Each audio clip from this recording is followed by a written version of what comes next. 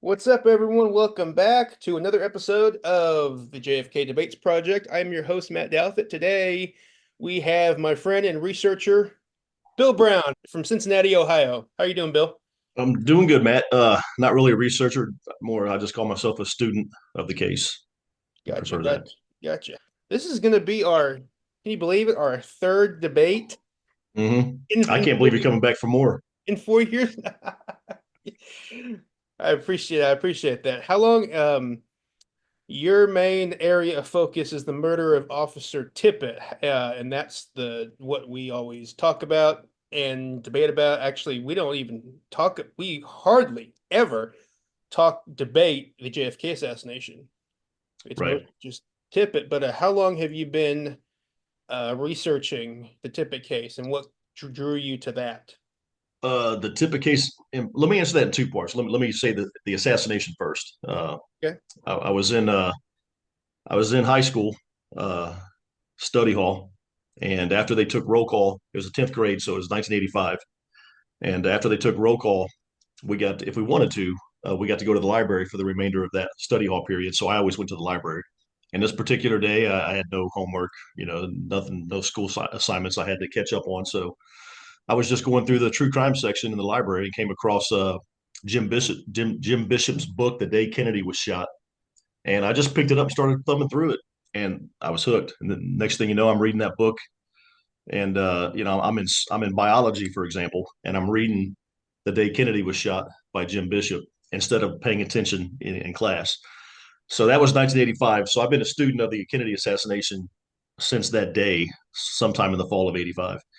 And as far as the Tippit case in particular, I would say that began probably around 2008 or so. So about 15 or 16 years now. Gotcha.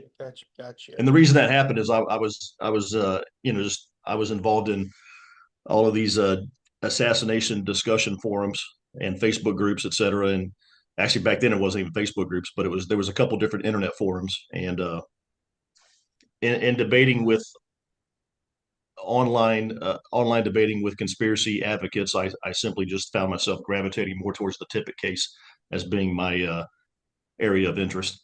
Not to say I'm not interested in Dealey Plaza, but yeah. So anyway, Gotcha. So this debate, there are no rules or nothing. Do you just want to jump right into it, or what? yeah, I think that you're doing some kind of a presentation at the Lancer conference, and so we're doing this to discuss that, based Yeah, on my we understanding. Yeah, we actually had this whole debate that we're about to do. We actually had it like Thursday night or Friday night, Thursday something like that. night on the Yeah, phone, and it was like 3 hours long. So it's kind of crazy. We're kind of we're going back in time, and we're going to do this debate again for the cameras. And yeah, um, yeah.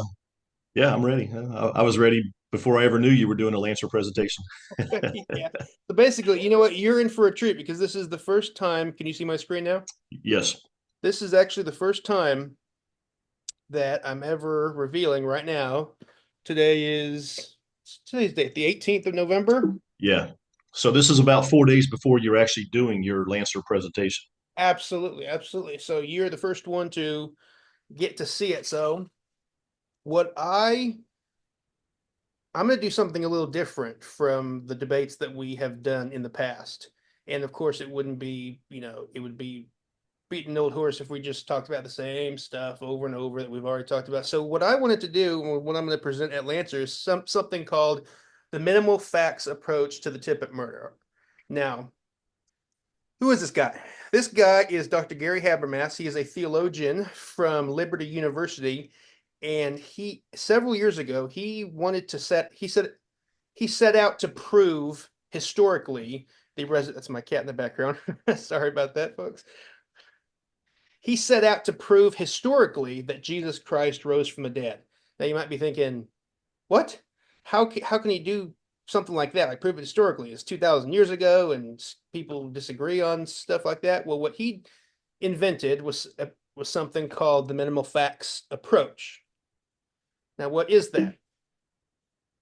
Dr. Habermas explains in his book, The Case of the Resurrection of Jesus, quote, This approach considers only the data that are so strongly attested historically that they are granted by nearly every scholar who studies the subject, even the rather skeptical ones. Most facts we use meet two criteria. They are well evidenced, and nearly every scholar accepts them.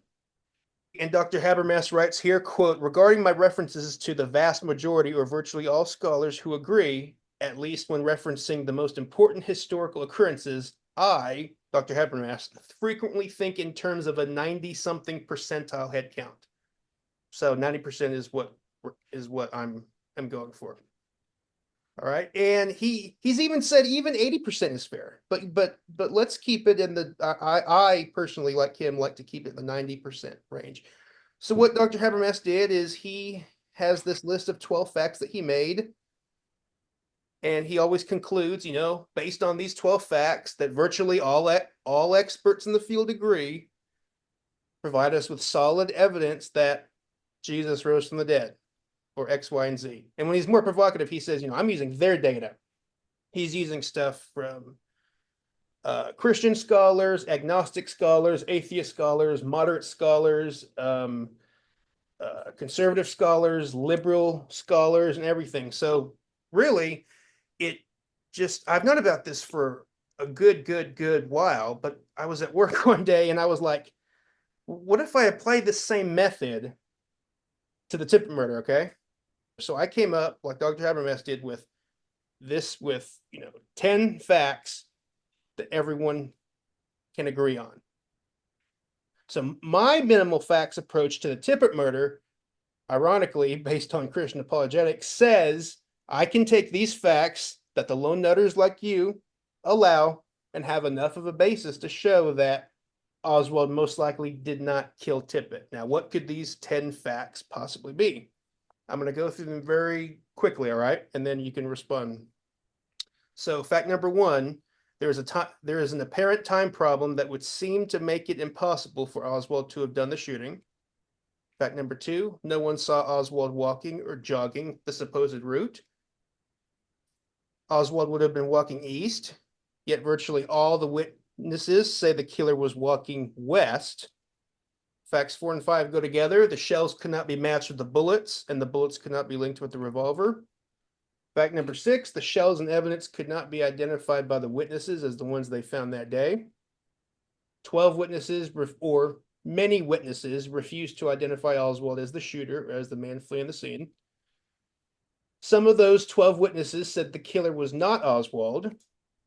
The killer wore a light shirt and light jacket, yet Oswald was wearing a dark shirt and a dark jacket.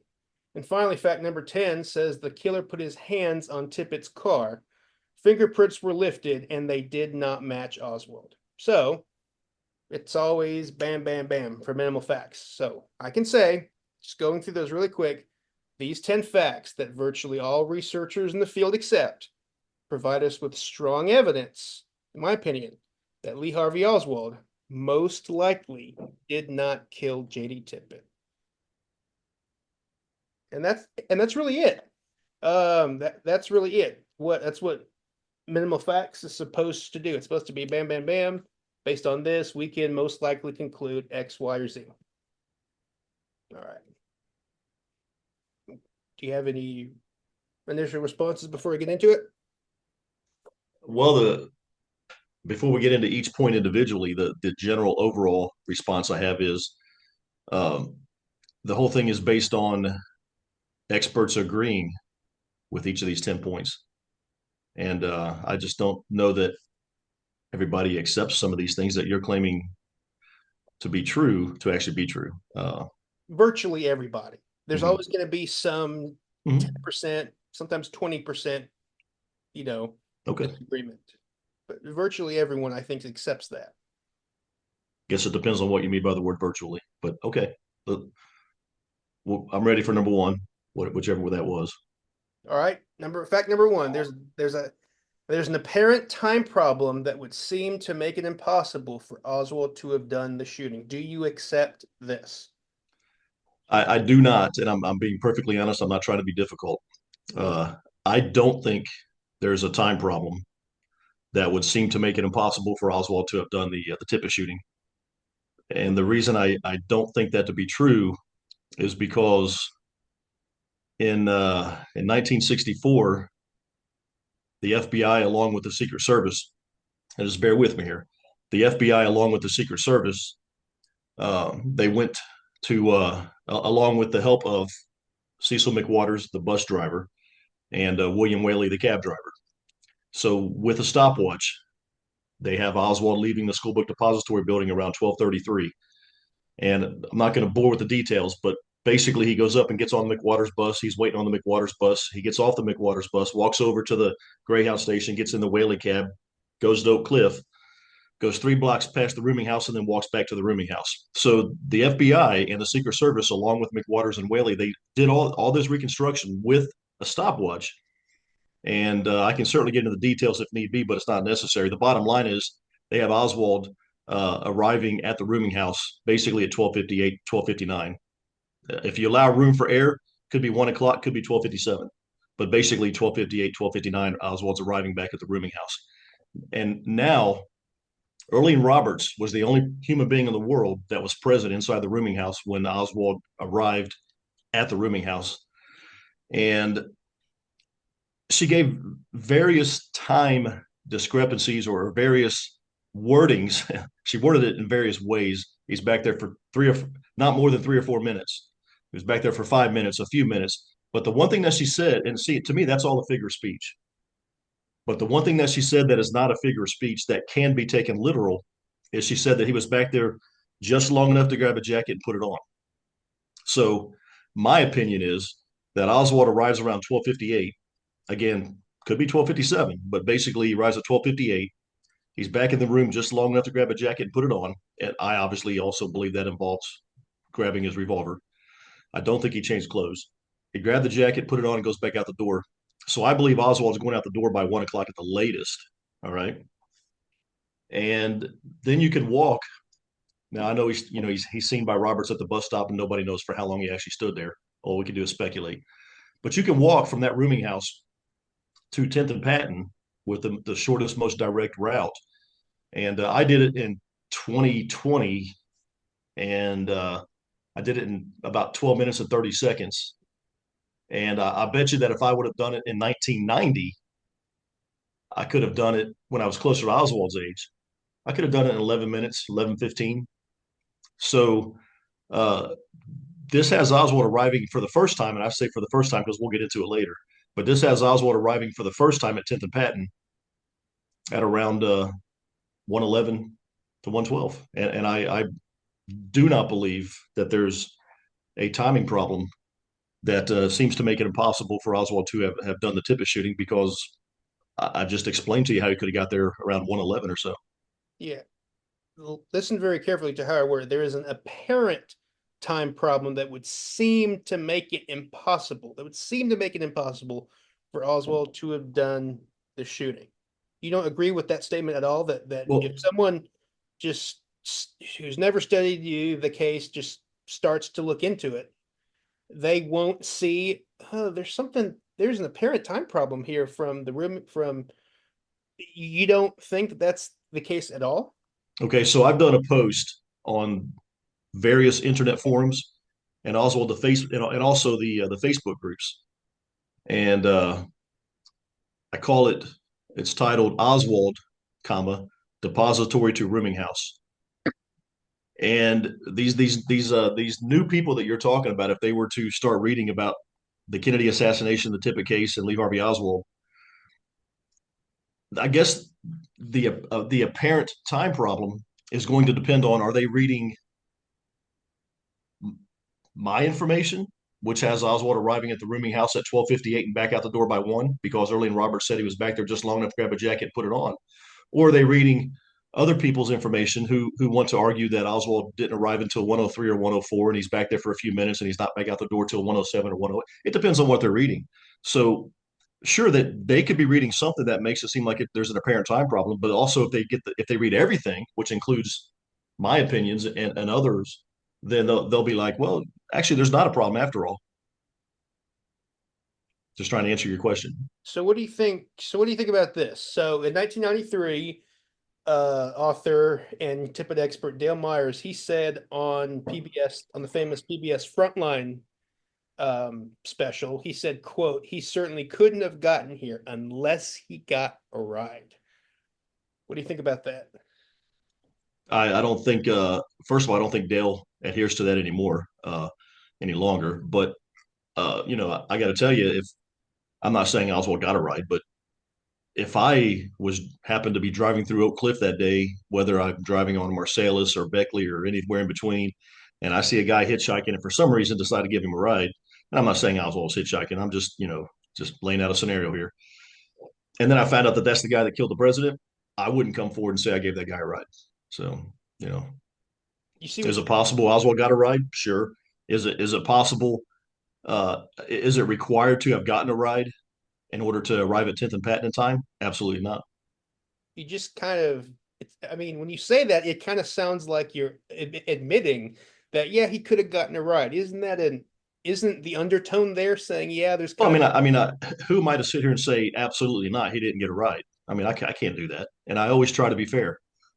Sure, he could have got a ride. I don't think he did, but he could have. so it's like I'm using your guys' data. This is you, Myers saying in 1993, he couldn't have gotten here unless he got a ride. I mean, Yeah, but I just spent 4 minutes explaining how he could have got there without getting a ride. okay. My honest opinion is that there's not an apparent problem with the timing. Okay, so you think that Oswald arrived at the rooming house at what time? 12:58. What's that based off of? You said it's based off of It's what? based off the time trials that the FBI and Secret Service did, along with Cecil McWaters, the bus driver, and William Whaley, the cab driver, with a stopwatch. They left the depository, walked up to the point where Oswald got on the bus. They waited on the bus for about 4 minutes, got off the He bus, got walked okay. over to the Greyhound station, got in the Whaley's cab, and took Whaley's cab over to the intersection of Beckley and Neely.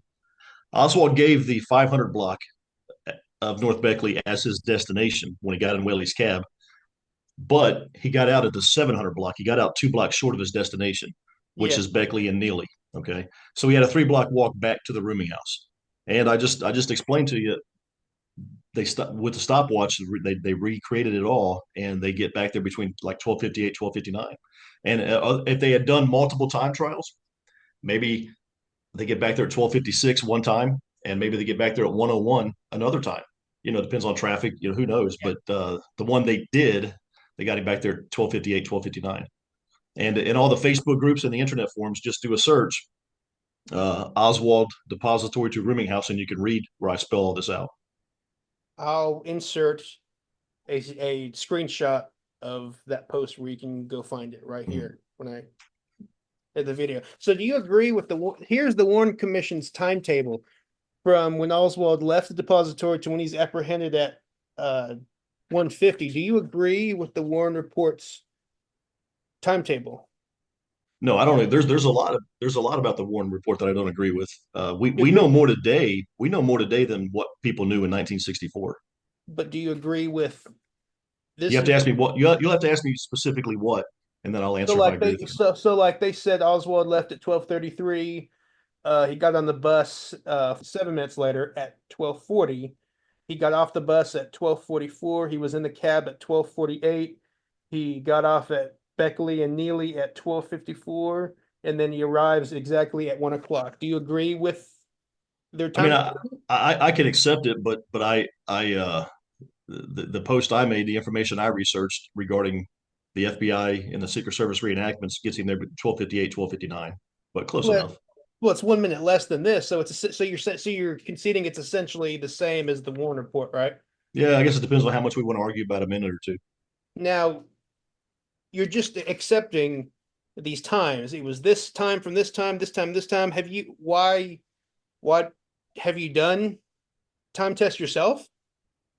I have not from the depository to the rooming house. However, I did walk from Beckley and Neely with a stopwatch up to the rooming house because that's where Oswald got out of the cab. And I walked up to the rooming house And then I've walked from the rooming house to 10th and Patton. I've done that, but I have not done any kind of time trials for the depository to the rooming house. So you, I mean, so to be clear, you haven't done time trials from from the depository to the rooming house. I have not. Yeah. Here are here's the FBI times. Now, as you said, about half of it is invalid because Whaley, the cab driver, as you said, made a mistake. And he said, no, actually, I dropped him out for the 700 block. So from here down, their times are invalid. And here's the Secret Service time trials. And again, like half of it's invalid. The Warren Commission went back and they retested it with Whaley. And you can find that in the only place I can find it is volume 6, page 434. And these are the time trials. But why haven't you done any tests yourself? You're just accepting what these people say. Why I haven't relied on the FBI and the Secret Service's reenactments. If you want reenactments, I relied on their time trials. Mhm. But I mean, you haven't tested it Because I mean, is it right? first of all, I mean, we don't know the driving conditions. I mean, surely, Matt, you got to understand the driving conditions. The population of Dallas has got to be. I'm just guessing here. Don't hold me to it, but twice as many people in the Dallas area now as there was in 1963. And it would definitely take doing trying to get from the depository to the rooming house. First of all, how can I go up and catch a bus that's going to be delayed in traffic and then get off a bus? How can I even do that? You can't recreate that these days. So I have no choice but to go on what the FBI and Secret Service came up with and their reconstruction, and not to mention the fact that it would probably take longer today just because there's probably more traffic. So I don't think 1230. it's realistic to get it. I don't think it's realistic to get an accurate time trial done today compared to 1963 population and traffic details. So you don't. So 1233. You think Oswald leaves at 1233, right? Yeah, that's what I said earlier. And how long do you think it took him to walk to where he boarded the bus? But again, let's don't bore the listeners with the details of it. Took 4 minutes to walk up here. He's on the bus for four. Let's just understand, like I said in the beginning, that from the depository to where he exited Whaley's cab and then the walk back to the rooming house, they get him there roughly 12:58, 12:59. I think the details matter. I think the details are everything, or else you're just accepting what it says on the page. Don't you agree? I think the bottom line is, and again, I don't want to get into specifics of discussing the timeline because I just don't think there's any use for it. We've already done this before. The bottom line is the beginning and the end. We don't have to worry about in the middle. We never, no, no, And no. We never talked about from the depository to the rooming house. We never ever talked about that before. we did. We did. In one of the debates we did because we discussed whether Oswald could have been to 10th and Patton by 114, 115. Okay, so really quickly, the Warner Port said that the walk from the depository to when he got on the bus is 4 minutes. 6.5 minutes. Okay. And he's on the bus for 4 minutes. 6.5 minutes. Now I did that time test. It's actually 8 minutes and 4 seconds, not 6.5 minutes. See, now if you're going to keep going on like this, then you're going to make me pull out this post that I did and read it in detail, which nobody wants to hear right now. So uh, I'm telling you, and you can disagree, and you can go on about all these It. 6.5 minutes, 8 minutes. I'm telling you that the FBI with the Secret Service in 1964 with Whaley and McWaters, they got Oswald to the rooming house at 12:58 to 12:59. I've got all the numbers right here. The FBI said on CD5, page 123, that it was 6.5 minutes, and the Warner Port relied on that. And on page 160 of their report, which you can see at the top, they said 6.5 minutes. I walked it from the depository to where he got on the bus. It's an 8-minute walk. It's not 6.5 minutes.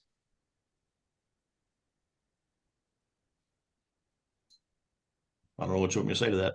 But I mean, I just It's 8 minutes, not 6.5 minutes.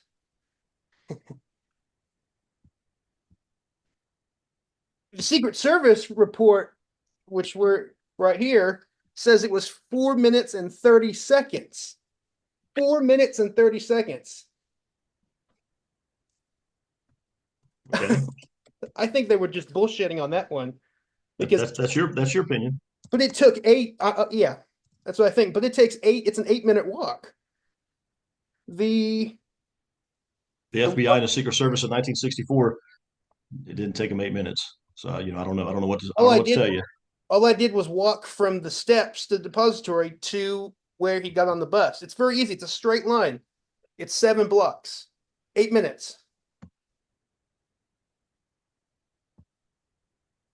All right, you're gonna force me to start reading this, aren't you? And Well, you should know these times, of course, off the top of your head. I would assume because that post is like your baby. I mean, you post it everywhere, and you're like, it works, and you relied on the FBI's time trials. They said it was 6.5 minutes. I walked. It's 8 minutes. it's not an 8 minute walk. I just walked it the other day. Mm-hmm.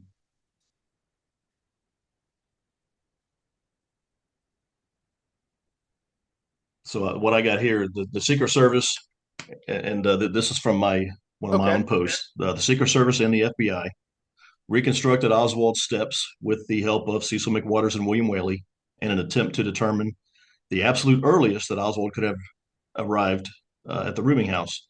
Based on McWatters' statement of where it was that Oswald boarded the bus, and we know Oswald boarded the bus because he had the specific McWatters transfer after he was arrested. He boarded it That at Elm and Murphy streets. Oswald walked about 7 blocks east Yep. uh, from the downtown area into the downtown area after he left the depository within 3 minutes of the shooting. Mm-hmm. And Whaley says, "So I gave her a transfer and opened the door, and she was going." Hold on one second here, okay? Sure, no problem. Okay. Anyway, and she was going she was going out. The gentleman I had decided who I had picked up 2 blocks back asked for a transfer and got off at the same place in the middle of the block where the lady did. It was the So that's intersection water. near Lamar. It was the intersection near Lamar, and it was near Poydras and Lamar Street. That's Yes, what sir. McWatters says. So they concluded, they being the FBI and the Secret Service, concluded based on what McWatters told them, along with the Secret Service and the FBI. I'm kind of repeating myself here. That's okay. That Oswald boarded the bus around 12:40 near the Yep. intersection of Field and Elm, and then after being on the bus Yeah, for that's no more sorry than to 4 minutes. sorry Go to ahead. interrupt you. 12:40 is what the Warren report timetable says right here. But and so how long did it take for them? Didn't so they said it took They six and said a he half left the minutes. depository no more than 3 minutes after the assassination, and then he boarded the bus at 12:40. Yeah. So it depends. I mean, if you want to say he left the depository at 12:32, then it's an 8 minute walk. If you want to say he left the depository at 12:33, it's a 7 minute walk. Uh, 6.5 minutes. They got him leaving around 12:33 and getting on the bus at 12:40. That's 7 minutes. But what if it was 12:33:30 I when mean, he left? this is So it's this it's a is 6.5 minute walk. this is the Warner. This is the FBI's timetable, which you're talking about right here. It says right Mhm. here, 6.5 minutes, which is what the Warner report relied on, which is on page 160. Now, Right, and after being on the bus for no more than 4 minutes, it gets yeah, off the bus near yeah, near near Lamar and Elm, and asking for the transfers. He got off the bus. So now we have Oswald leaving the bus around 12:44, and then Oswald walked 3 to 4 blocks over to the Greyhound station where he boarded Whaley's cab. And again, with the stopwatch, this has Oswald entering the cab around 12:48. Then with yep, Whaley, they reconstructed the cab ride yep. from the Greyhound bus station So you, to the intersection of Beckley and Neely. All right. They concluded using a stopwatch that the cab ride took 5 minutes and 30 seconds. So now we have Oswald exiting Whaley's cab at 12:53 to 12:54, and still using the stopwatch. They concluded that it was a 5 minute and 45 second walk from the point Oswald exited the cab back to yeah, the rooming house. which is exactly. So I think it took out. I think Oswald got to the rooming house between I got 12:58 and 1 o'clock. So that's why I say 12:59. we're jumping ahead, but yeah. Okay. But so the FBI and the war report said it was 6.5 minutes. My walk is 8 minutes. Do you I mean, all If you it's tell me if you tell me your walk is 8 minutes, I believe you. I don't think you're lying. okay. All right, But good. So at 12:33, which we agree that he left on, he therefore we have him arriving on the bus at 12:41:04. Okay. well, I have him arriving at 12:40 because I'm going by what the Secret Service and the FBI did. I'm not going But you by. just conceded that my walk that it's I conceded that you walked it in 8 minutes. That's all I conceded. I didn't say it okay. took Oswald 8 minutes. Okay. So so the bus was held up for 4 minutes, as everyone agrees that that's what happens. So then he walks from the Elman Lamar to the Greyhound bus station, and you said that was how long? Well, let me see here. So they Oswald walked the 3 to 4 short blocks to the Greyhound bus station, and he got there. It's about a 4 minute walk. So he leaves the bus at 12:44, gets to the Greyhound station like at 12:48. Rough, obviously we're talking, roughly. No one could be for sure. 30 seconds one way, 15 seconds the other way. The But Warner yeah, put about it. a four. It's about a 4 minute. It was about a 4 minute walk, according to the FBI and the Secret Service, from the So point that the Oswald exited the bus to the point that he got to the Greyhound station and boarded Whaley's actually cab. the FBI and the Secret Service both unanimously said it was 3 minutes. 3 minutes. Okay. Yeah. So in my post, I said, and I just said a few minutes ago. So now we have Oswald leaving the bus around Yep. 12:44, and we have Oswald boarding the cab around 12:48. All right. So my time is 3 minutes and 22 seconds. All right. It actually, in fact, nowhere in the Warren report itself does it say how long the walk was, but the FBI and the Secret Service right here both unanimously said it was 3 minutes, but the actual time is 3 minutes and 22 seconds. So we have Oswald arriving at the cab at 12:48:56. Okay. Well, 12:48, not 56. There's no reason to add another minute, but that's based on your walk from the depository to the point where Oswald got on the bus. Actually, as a matter of fact, I'm adding the margin of errors that the Warren report gave for it. So for the margin of error for the depository to the bus, even though it was timed at 6.5 minutes, they bumped it up to 7 minutes for a margin of error. Okay. So again, It, show, it just shows they were trying to be fair. I'm yeah, exactly. So I'm using Mhm. their data. So plus 30 seconds and 4 minutes, everyone agrees upon, and then 3 minutes and 22 seconds. I added 38 seconds for the margin of error because that's what they did. So the cab drives off at 12:49:34. And the drive to Neely and Beckley is how long? Read your post. So my post with Whaley, they reconstructed the cab ride from the Greyhound station to the intersection of Beckley and Neely. They concluded using a stopwatch that the cab ride took 5 minutes and 30 seconds. Yep. And this is based on the reconstruction right here. So Right. So we yeah, have so Oswald exiting Whaley's cab this is the around. reconstruction that David Bellin did with Whaley. All Okay. right. So 5 minutes and 30 seconds exactly. Yeah, I'm not lying to you. It's actually 7 minutes. I know, I know. 5 minutes and 30 seconds exactly. It's actually 7 minutes and 37 seconds, According to what? according to my time. Okay. I drove it. Okay. Seven In minutes. a city that's twice as populated today than it was, and again, I'm just guessing on that one, but roughly Everything, twice as populated today as it was in 1964. no, everything still exists from that route. Everything still exists. The viaduct still exists. The street still exists.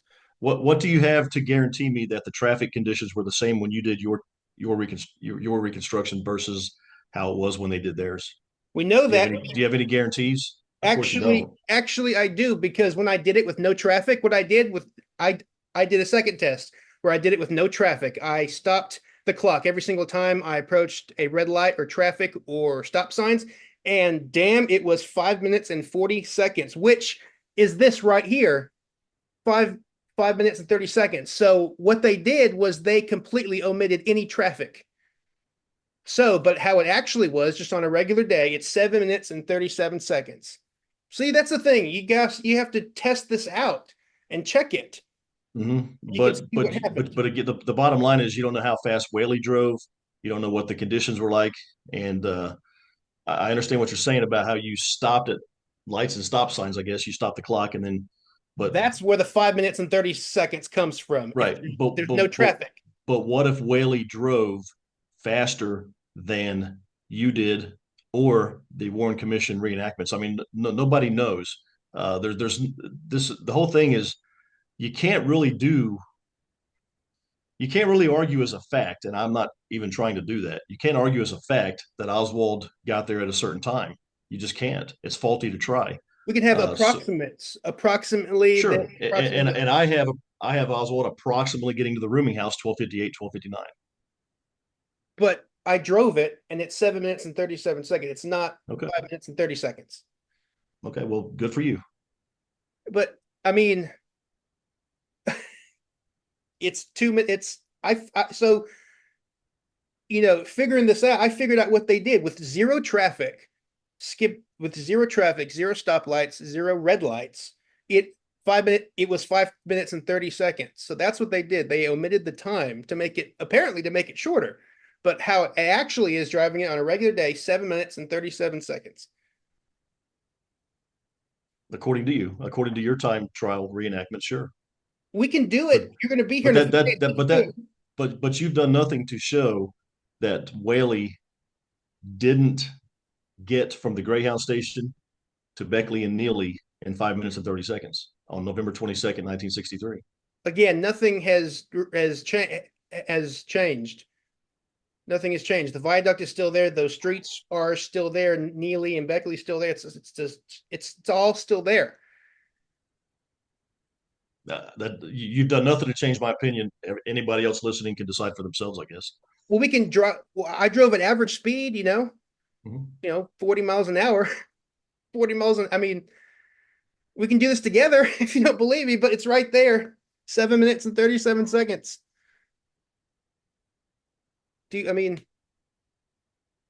I can't believe that when the FBI and the Secret Service did their reenactments, no, their no, no. time trials, FBI and Secret Service is invalid because they drove and walked and backtracked from 500 block. which obviously gets Oswald to the rooming house even 2 minutes faster.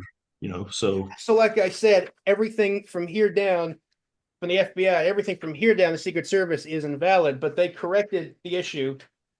They redid the test with Whaley and they got 5 minutes and 30 seconds, which is what you see up here. mhm, which is what I said. But it's not. But that's what that. But you don't know. I mean, you just don't know that.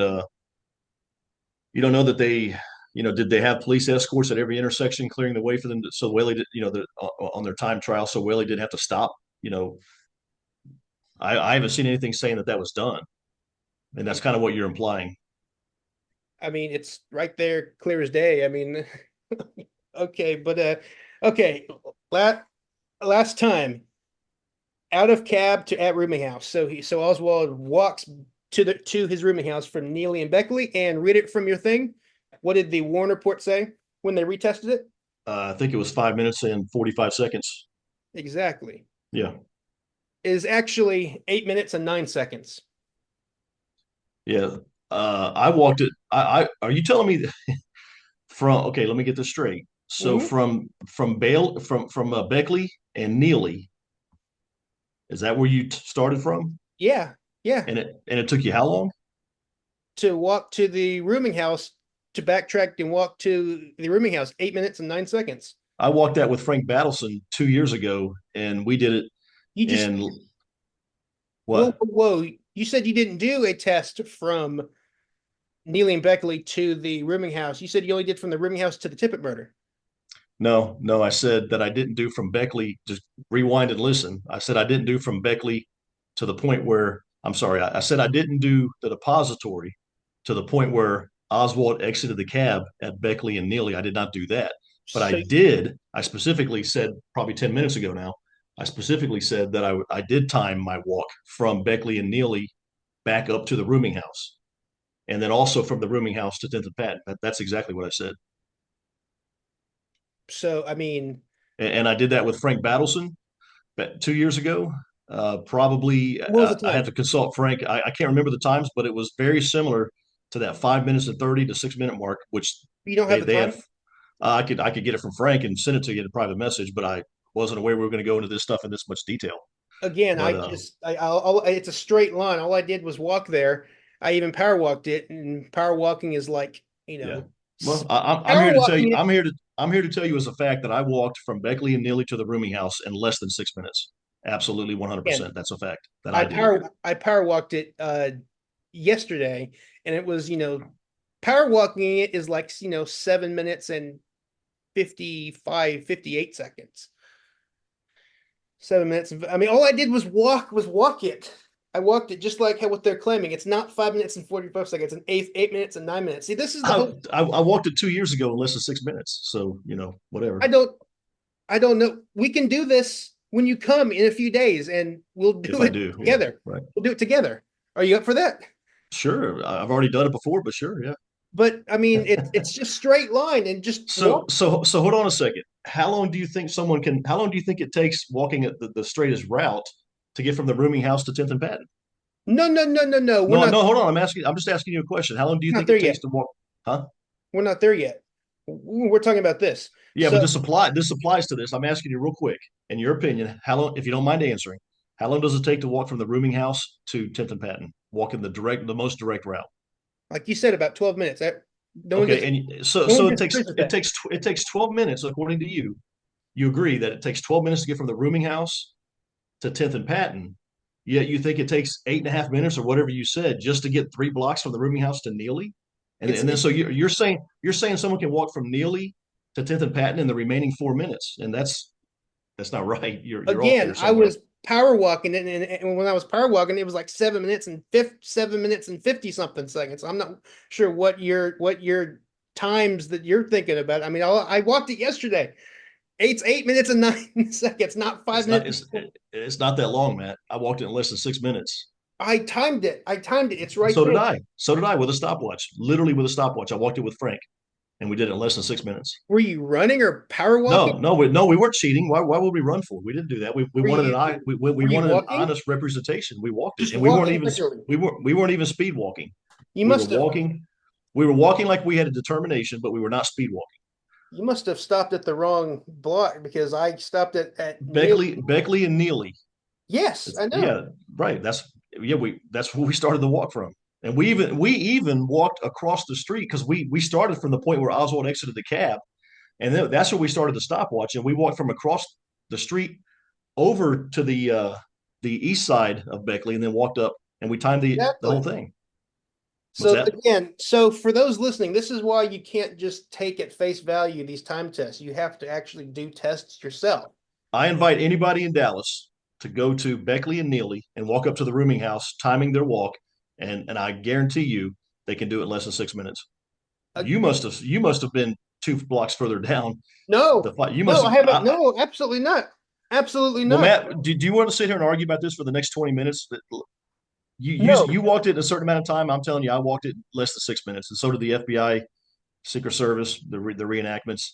It doesn't take 7:52 speed walking or even over 8 minutes. I walked it without running in less than 6 minutes. And again, later, I will post under the thread where you post this at exactly how long it took Frank and I to do it is that where with a you were stopwatch. at Beckley and Neely right there? Beckley and Neely. We'll have to do it together, and this video will be uploaded But afterwards. but but again, I go back to this. The final thing I'm going to say about this, because other you're going to lose everybody's interest if we keep talking about this. But the Okay. final thing I'll say about this, and then you keep talking about it all you want, is you're saying it took 8 minutes basically to get from Beckley to Neely, which is only 3 blocks. and yet you still think that he can get to 10th and Patton in 12:30 from Beckley from the rooming house. That doesn't make sense. Again, I'm just showing what happened. So But you're not acknowledging my point though. You're not addressing the point I'm making to you. If it takes 8.5 or 8 minutes to walk from the rooming house to Beckley and Neely, which is can't only three explain that. blocks, huh? I can't explain that because all I did was walk in a straight line. Yeah, you can't explain it, right? All I did was walk in the straight line. So But so you believe that someone can walk from Beckley and Neely to 10th and Patton in 4 minutes, and that's absurd. That's way too. it would There's no be way someone can get there that we fast. would have again. I can't explain that. All I did was walk there and power walk, and it was like 7 minutes and 50 seconds. Yeah, you can't explain it. That's for sure. Well, no, I mean I can't explain why. I mean, all I did was walk in a straight line. Okay. Well, I did it 2 years ago with Frank, and we did it in less than 6 minutes, but I can't remember the specifics. But I certainly will post it. So adding everything up from Frank was recording everything that we did. But go ahead. adding everything up from 12:33 all the way up using they so you claimed it was 12:59 1 o'clock. The Warren Report's timetable said it was 1 on the dot. If we use the actual times, adding up, Oswald arrives at the rooming house at 1:04:12.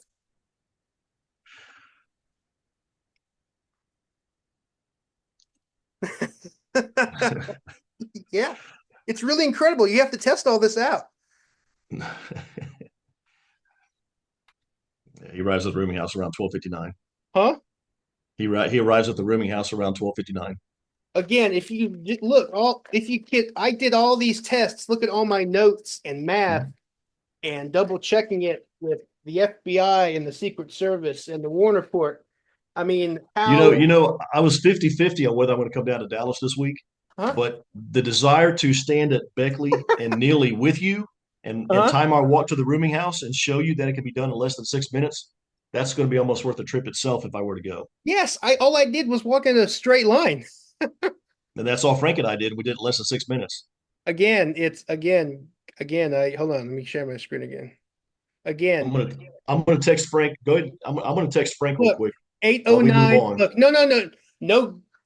no Googling during the debate, no texting during the debate. You can't do that. Well, I'm just gonna ask Frank to tell me while I'm online while I'm we're not doing looking. this. I'm not looking anything up. I'm not Google. Everything is ready for I'm me. not looking anything up either. I was saying I was going to text Frank and ask him how long it was because I know So it was less than so 6 minutes. to recap, I'm talking to the audience. This is why you can't just accept these claims on a piece of paper, because when you test it out, it does not match up at all. So, but wait a minute, it actually gets worse. This is just based on if Oswald immediately got on the bus, if he immediately got in the cab, if he immediately did all of this stuff. This is not the margin of error. The Warren Report gave from the depository to the rooming house to when he enters the rooming house, the Warren Report gave him a minute, and I had to do all this math as I showed you. They did it a minute. They gave him a minute and 53-second margin of error. So they added a minute and 53 seconds, which is, so if we add that to this, if we do what the Warren Commission did, because obviously he didn't just go right in the cab. He got in the cab and he talked to Whaley, the woman came and all that stuff. He didn't just get on the bus stop. How long do you think that took? So 4 seconds? Well, again, I'm using the Warren Report's data. They added a minute and 53 seconds for all of this. So this is what's great about the minimal effects. I'm using your data, buddy. So adding that to this, Oswald enters the rooming house at approximately 1:06:05. Now it's over. It's absolutely over. It's not 1 o'clock on the dot. It's 1:06. The devil is in the details. Oswald. Nope. Okay. And that's what I'm saying. The new people to the case that you're referring to earlier, these fictional new people to the case, if they read you, then they're gonna conclude that there's an apparent problem with the time trial, which would seem to imply it was impossible for Oswald to have done the shooting. If they listen to what I'm saying and what I've posted, then they won't conclude that. So I don't know what more can be said on it than that. I just laid out the whole shebang. But so did I. No, you didn't. Yes, I did. You were relying on the time on the Warren Report's times above. I fact checked all that. It's debunked. he arrives at 106.05. And since he arrives at 106.05, I'm willing to concede, yes, I'm willing to concede your entire hypothesis. Yes, Oswald walked east. Oswald was in there just long enough to grab a jacket. Oswald, let's say he spent 30 seconds at the bus stop. I'm willing to concede all of that, all of your claims, which are not true, and Oswald can't get there on time. So let's say it's 30 seconds he enters and is at the bus stop. That's 106.35 plus 12 minutes. That's 118. Well, that's just great. That's when Tippett's death was reported over the police radio. It's over, man. So either he was driven or he wasn't there. It falls apart. Or you're working with faulty information. I just laid out the whole thing. Such as an 8 minute and would you 8 minute and 30 seconds or 8:20 or whatever you said it was from Neely to the rooming house. Anybody that goes out there today and walks that does it in 6 minutes or less. Again, I timed Okay, everything. it's time to move on, Matt. I got it. I see what you're saying, but I don't agree. But I mean, we can keep Okay. discussing. This is only the first one of 10. How long are we going to let's go? Yeah, the other ones are. This is I should put in parentheses that this is the most contested fact. The other Okay, ones are like water. The other night you were like, "Yep, I agree with that." So, some of them, yeah, not this one, but yeah, some of them. but I'm just showing once you put stuff to the test, And I did put it to the test, and my test had me walking from Beckley and Neely to the rooming house in less than 6 minutes. the Warren Report's timetable does not add up. And the numbers that the FBI and the Secret Service are how hard is it, as you like to say? How hard is it? Okay, okay. Let's move on. We're beating a dead horse here, but anyway, is there any way that I could reword this? Let's see. Let's see. To where you would agree with this? I don't think there's a problem at all with the time. I don't think there's a. I disagree that there's a time problem, How, but how and can and I we, don't just disagree with it for the hell of it. I've looked into it, and while I did not drive from the depository to Beckley and Neely, walk and drive, etc. While I did not do that, I did walk from again, even though you messed up earlier, I did walk from Beckley and Neely to the rooming house in less than 6 minutes. And I did walk from the rooming house to 10th and Patton in like 12:20, 12:30 about we'll 4 years ago. What's that? we'll live stream it together to show. If I come down, sure. But but Okay. anyway, what if I worded it this way? Okay, to anyone who generally who skims over the evidence at first glance, there would seem to be a time problem for Oswald to have. Not if they read what the Warren Commission investigators did. And again, I'm really puzzled to why I was able to do it in less than 6 minutes and it took you over 8. I don't understand that. You had to have walked from the wrong way, from the wrong place. No, I I know. Believe me, I know exactly where Oswald got out of Whaley's cab. And like I said, Frank and I started the stopwatch when we were on the west side of Beckley because that's where Oswald got out. And then we crossed the street over to the east side of Beckley and then walked up Beckley. And we included that crossing the street into our the total time. Okay.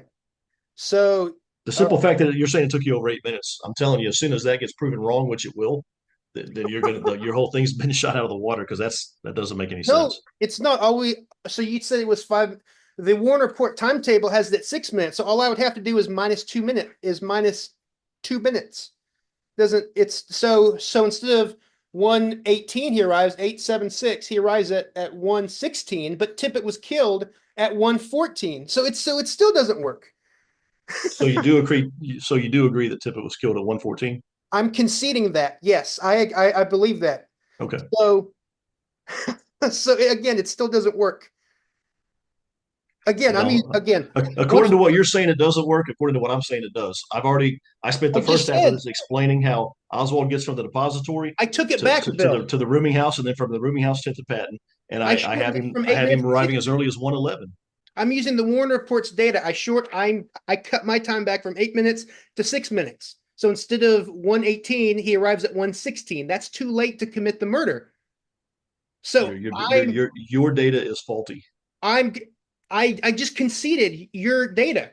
6 minutes from Beckley to the rooming house. I just conceded it. If I can But you're adding times. You're adding times for the Whaley drive. You're adding times for the Oswald walk back to the no, rooming house.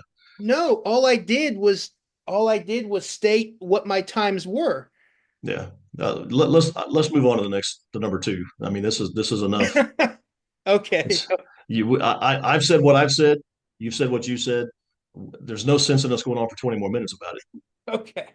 Okay. So you're okay. So you're in the 10% who would take issue. Okay. But wait a minute. I was talking about I just realized I was talking about the margin of error. So let's be generous. Let's say there's no margin of error. Let's shoot it back down to 104 minus 2 minutes, 432, plus the 3 minutes that the Warren Commission said he was in his room, 2, 3, 4, 5, plus the several minutes later that Erling Roberts said she saw him after at the bus stop. Uh, three. Wait. 2, 3, 4, 5, 6, 7. It's like 2 minutes instead of 5 minutes. So I'm being quadruple generous. 7. So what? 107, 2, 3, 4, 5, 6, 7. So 107, he's at the bus stop, and Tippett is killed at 114. So this still doesn't work. This is the last thing I'll say on this. I Okay. promise. The simple fact And that I'm you're saying it, conceding. Sorry, go on. the simple fact that you're saying it takes 8 minutes to walk, and I think you even said like 8:20 or something like that. I don't remember what you said now. The simple fact that you're saying it took over 8 minutes to walk from Beckley and Neely to the rooming house makes me question everything you want to discuss regarding timelines. But that's my final statement on that, because that walk can be done by anyone under 6 minutes. Are you not listening? Did you not? You didn't hear a word when I just said I took back that 8 minutes and I put in the Warren Commission's times. And I took the margin of errors away. So I'm being double, quadruple, triple generous. And I'm conceding your 12-minute walk when it was really would have been a 16-minute walk. So I'm conceding everything. This is probably 7 or 8 things I'm being conservative on, and it still doesn't work. I in the very beginning I explained how it does work. But we tested it and it doesn't work. It doesn't work. And again, I've cut back everything. I've made it. I fixed all the quibbles that you had. It's no longer 8 minutes. It's 6 minutes, like the Warren Report timetable has. So again, all this is using your data, buddy. Your data. What I read in my post was that Oswald gets back to the rooming house around 12:58 to 12:59, and it's less than a 12-minute walk to 10th and Patton. Again, I laid out the. I just. And I laid it out too. So I we just. both laid it out. So No, can we move on? you can't. I shot it full of holes. You said something. I shot it full of holes, and you just use it again. No, Have it's have shot full of holes. so you feel like you've won? Is that what you're trying to do? This point number one, or No. I'm showing that there is a time problem. okay? So you're claiming that I'm wrong. That when I say there's no time problem, you're claiming that I'm wrong, I right? I'm not talking. It's not It, about. it's okay. It's It's not okay. about you. It's I'm a not big about boy. you. It's about the official story. I'm Have you using their ever? data. I'm testing So their so data. so am I wrong or am I right when I say that he got back to the rooming house for about 12:59? In my opinion, I believe in my opinion, based on everything that I've just said, I think I would not agree with that. But again, I'm testing the Warren So Report this is where if I was doing timelines. this is where if I was doing creative editing, I would post the image of Truman holding up the newspaper that says Dewey defeats Truman, Why? because the newspaper claimed Dewey defeated Truman, but they were wrong. No, I know that, but like, why would you? Why are you referencing? It's because you're convinced that I'm wrong. It's okay though, but I I've already just explained. Again, it's what I said at the beginning. the reasons If why someone new to the case wanted to, if they read my stuff, they would say there's no problem with the timeline. If they read your stuff, they would say there is. I fixed So, all the issues that you said that you took issue with. I fixed that. I fixed it, and it still doesn't work. no, Matt, what I said in the beginning is what I'm sticking with because it was well researched. Okay. And Oswald arrives at the rooming house at 12:59. I just shot it. That's amazing. So you claim X, I destroy X, and you just claim X again. But okay, Dewey defeats Truman. You okay, destroy X. Dewey okay. defeats Truman. All right. Okay. What? You didn't destroy X, and Dewey didn't defeat Truman. Okay. That was just fact number. That was just fact number one, guys. Okay. Let's. Okay. The rest are sort of like water. Fact number two. So Everyone agrees that no one saw Oswald walking or jogging this supposed route. yes, we agree with that. But real quick question: what difference does that make? Does that somehow mean he didn't? I'm set. I'm set. No, it's just a fact everyone agrees with. People Okay. can read however they want into it, but I'm saying everyone agrees on that. No My one's opinion is that he probably was seen by people who probably didn't take notice of him for any particular reason. Why would they? a guy He, named Cecil Reed later came forward yeah, and yeah, claimed but that, but I'm not. I no, I don't buy into that either. I think there's the no people reason. saw him. I think the people saw him. I think cars drove up and down Beckley while he was walking down Beckley, but no one noticed him. Why would they? So he Okay, was, in my opinion, he was seen, but no okay, one came forward saying they saw him because they didn't take note of it. And why would they? okay. So you have issue with fact number one, which is fine. We're not going for 100%. Number two, I accept. Okay, good. Okay, so fact. Oh wait, I'm on the wrong shit. I'm on the wrong one because I go through it fast and then I go bring it up again and do add-ons. Okay, so there we go. Let me skip. Okay. And like I said, the Discovery Channel, Lone Nutters, Dave Perry and Gary Mack timed it how it would have been. But even though I've conceded that, I'm even conceding the 12-minute walk, but they reenacted how it really would have been walking to 10th and Patton. That blue line right there does not have to be the path Oswald took to be walking west on 10th. Yeah, of course it does. No, it doesn't. Or else five witnesses would have seen the man walk by them twice, which he never did.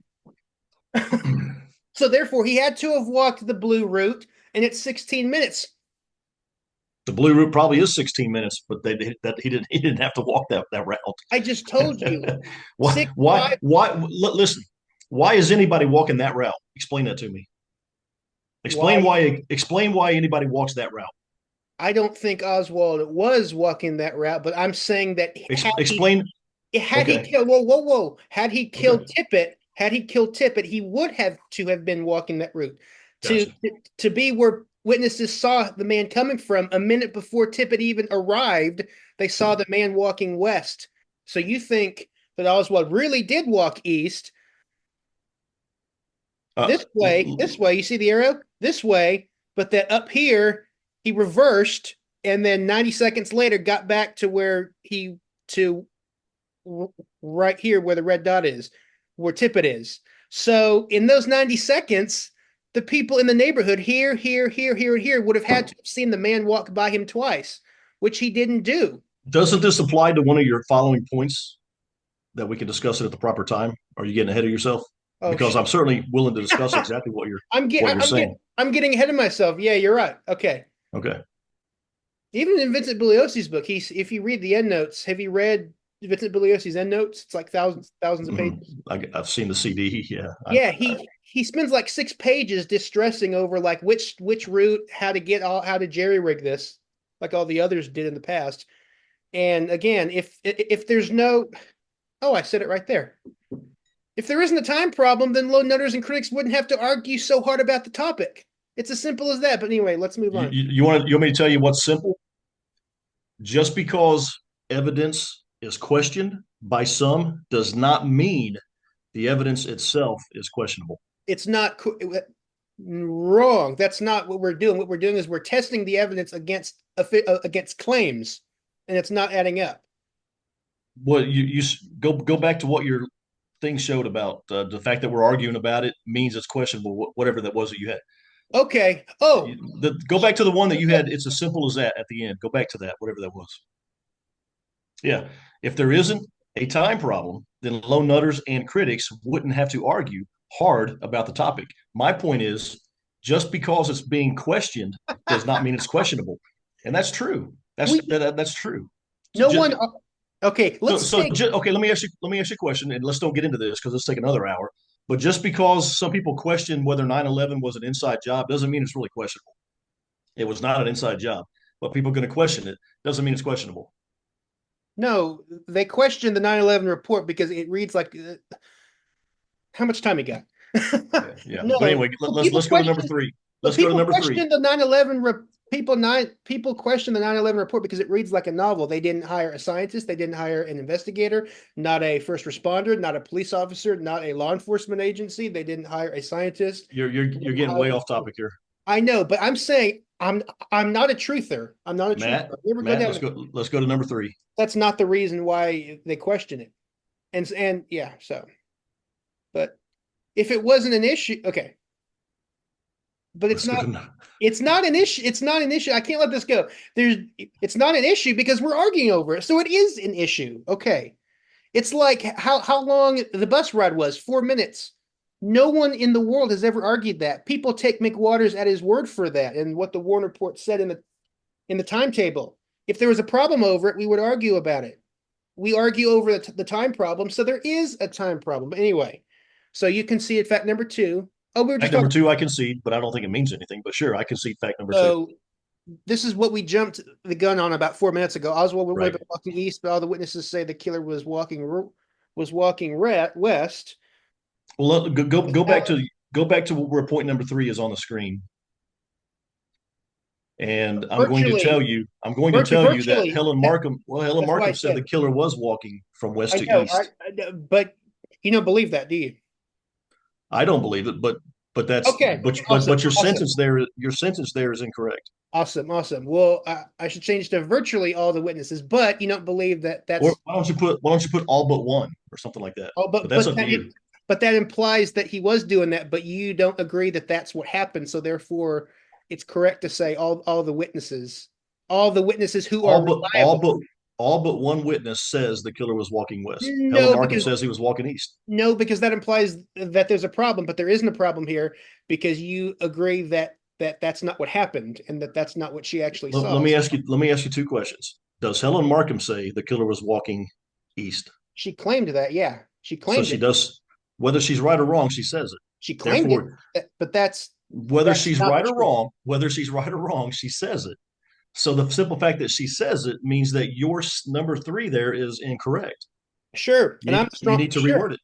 sure, You need all but one of the witnesses. You need to add that in there. I'm but just telling you. you're not. This is what you're not getting, Bill. Stop. You're not the it putting that in there implies that that really happened. That he was that someone. No, it doesn't. It just means that 15 people say one thing and one person says the other thing. Okay, Just how about got to this? make. All of the reliable witnesses say the killer was walking west.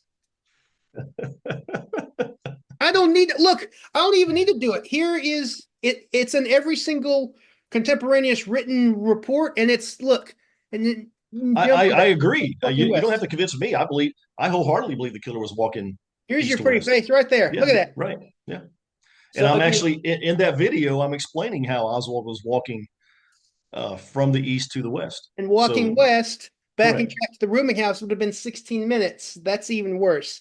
So Oswald doesn't arrive there until like 1:20 something. So again, it's just amazing.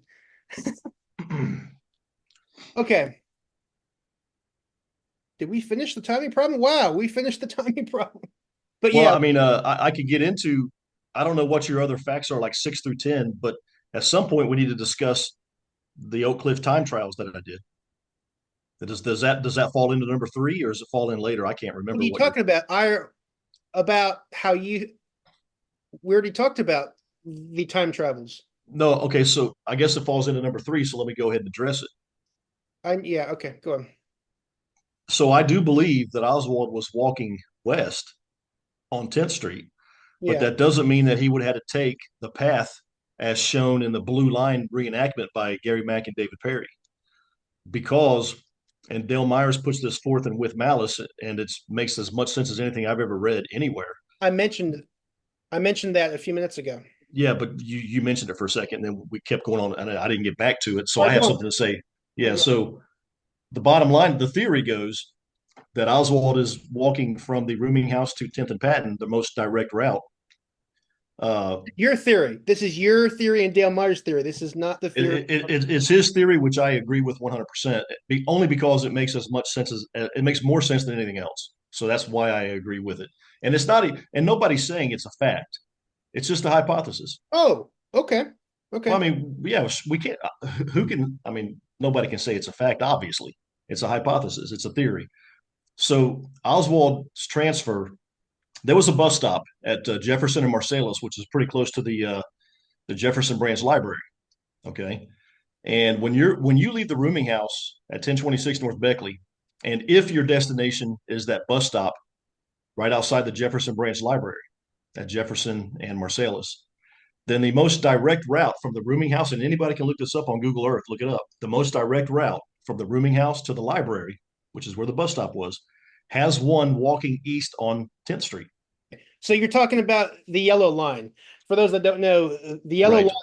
the yellow line going east is the official story, going 12 minutes, and the blue line is the route that witnesses actually saw him going, which would have been 16 minutes. But Witnesses didn't see him going that route. Witnesses only saw him walking west on 10th. yes, yes. So But don't say they this saw him going the blue route this because that's not true. they saw him going the blue route from here to here. From here, starting here. Actually, Mr. Clark was like way over, was like over here, and was over here, like probably 2 minutes before uh tip the Tippett even pulled up.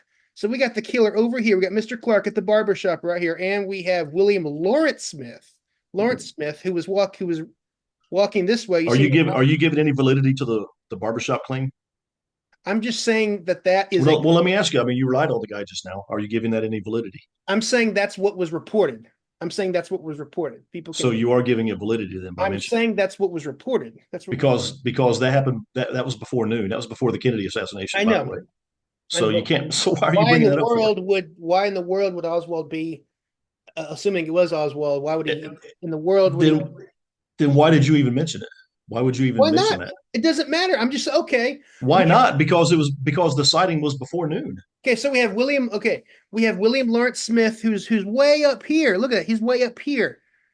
Way up here. He's walking You're this getting ahead way. of things. Let me explain the scenario I'm first. sorry. I'm sorry. I'm sorry. Go on. Okay. All right. So again, the bus stop outside the Jefferson Branch Library, the most direct route from the rooming house to that has one walking east on 10th Street, at least at the intersection of 10th and Denver at a minimum. So the theory goes that Oswald is walking east on 10th. He's walking towards the curve. You see up there where 10th Street makes the looks like about a 45-degree curve to the right. So you don't believe the official story on the yellow line? You believe it was from No. here to here. I'm leaving either possibility open. Oh, He can because one doesn't take it. Look at the map right there. One doesn't take any longer than the other. Those two streets are parallel. He could have walked down Patton or Denver. The bottom line is he's at 10th and Denver and he's walking east on 10th. That's all that matters. Okay.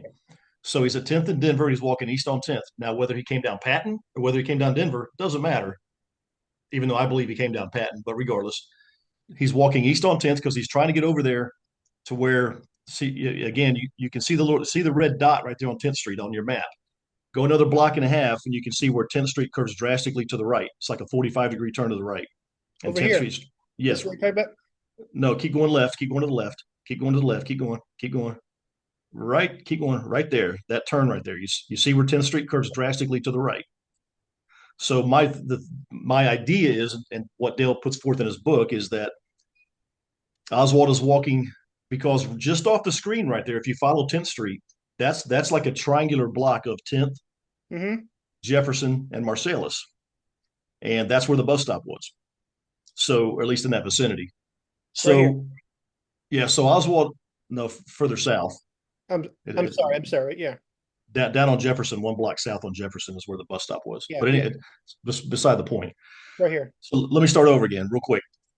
If you're at the rooming house and you're trying to get to the Jefferson Branch Library and or the bus stop outside of the library, the quickest route has you walking east on 10th. Whether you came down Patton or Denver, you're still walking east on 10th, in the vicinity of 10th and Denver. Oswald gets to where 10th Street curves, that drastic curve to the right. Now, we know that after Tippit was shot, after T.F. Boley makes his radio report on the Dallas police, the city tapes, there's a unit 109 on the sheriff's transcripts who contacts his dispatcher, his unit 109, don't know who he is, I don't. And he tells his dispatcher that he's in the vicinity of, he either said 10th and Marsalis or Marsalis and Jefferson. I can't remember which one he said, but it's a teeny tiny triangular block, so it doesn't matter. Point being, the theory goes that Oswald reaches that curve on 10th Street, and as soon as he curves to the right, now he can see another Right there. 4 blocks down. Yeah, as soon as he reaches that curve, now he sees Unit 109 sitting in a parking lot down there, as police officers often do. This is just a possibility. Not wanting to walk past the police officer because we know that Oswald had Whaley take him past the rooming house. Why did he do this? Because he wanted to see if the authorities were waiting for him at the rooming house. We don't So know. Oswald gets out of the cab and walks back to the rooming house because he doesn't want to get out of the rooming house. So Oswald doesn't know at this moment if the authorities are onto him or not. Are they looking for A. Lee Oswald or not? He has no idea. They weren't, but he doesn't know that. So he doesn't want to walk past a police car. He doesn't know if he doesn't know if his description has been put out or anything. So he literally, right there where your arrow is, instead of continuing walking east, which is where the police car, which is where the Dallas County Sheriff's deputy reported from just a couple of minutes later, he turns around and now he's walking west. Now he's walking west on 10th Street. And so that explains why. And he can do that, and he can get there by 114 to 115, as opposed to that blue route right there, which has him get there at 116 or 117. Yeah. This is just made up. All this is just all of this is just you're not scoring. You're not scoring any points right there. I said already it was a theory. It's hypothesizing. Again. There's just a enormous, my mammoth, titanic amount of special pleading. This is probably the biggest case of special pleading I've ever seen ever. Okay, so for the audience, the Warner report said that Oswald took the yellow route, but witnesses in the neighborhood here saw the man coming this way. Follow my arrow, guys. Saw the man coming this way. So, which means that he would have had to have taken this blue route, which is 16 minutes. Well, that's great. I know. I'm getting there, Bill. Hold on one second. But what Dale Myers' hypothesis and Bill's hypothesis is that, he really did. Well, in order to get Oswald there on time, they say, actually, he really did walk the yellow route. But when he got right here, he saw a cop that may or may not have been there at that moment, and then backtracked this way. And then that's how all the witnesses in the neighborhood saw this. So he was going this way. And you summed it up, and you summed it up very nicely. Okay, whoa. But let me say, so what's going on here is, hold on. I'm almost so when Oswald is walking down, I'll let you talk for a long time. Hold on. So he saw you're gonna bring up how witnesses didn't see him the first time, but saw him the second time, and it's invalid. You're learning. Okay, look. So he saw the cop car and then walked back this way and then met officer, and then is seen by these witnesses walking this way, and then meets Officer Tippit or stop right here.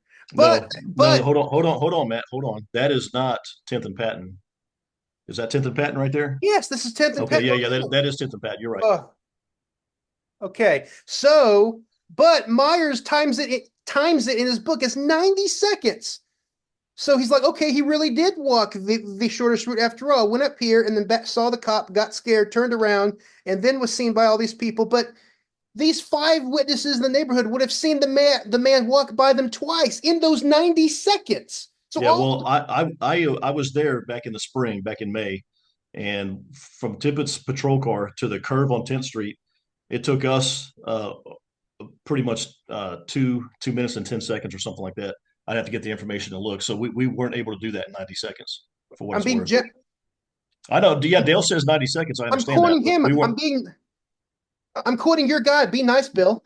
No, but what you're trying to do is you're trying to make that window smaller for other witnesses to have missed him the first time and seen him. So for you like the 90-second thing. So you use it when it works for you. That's what you're doing. I don't know if that's true. That's just you telling me it's true. Myers. Well, Dale told me specifically he did it. He walked it in 90 seconds. Thank When you. I was there with Frank Battleson and Dave Ledbetter back in May, without getting the information out right now and looking it up, I think it took us about 2 minutes and 10 seconds or something like that. But anybody can look it up in the Facebook groups. The post is called Oswald. No, I'm sorry. The post is called Oak Cliff Time Trials. And I tell how long it took us to walk from the patrol car to the curve on 10th Street. And it Again, was, I think it took us over 2 minutes. again, that's just you, but Dale Myers, who wrote the who wrote this ginormous book. I'm using you guys I'm using the low net data. It says in here 90 seconds. Right. 90 That's what seconds. he, So all these witnesses in the neighborhood would have seen the man walk by them twice, which he never did, which proves he wasn't walking east and then reversed. So again, this is the whole thing is just trying to jerry rig it to make this work.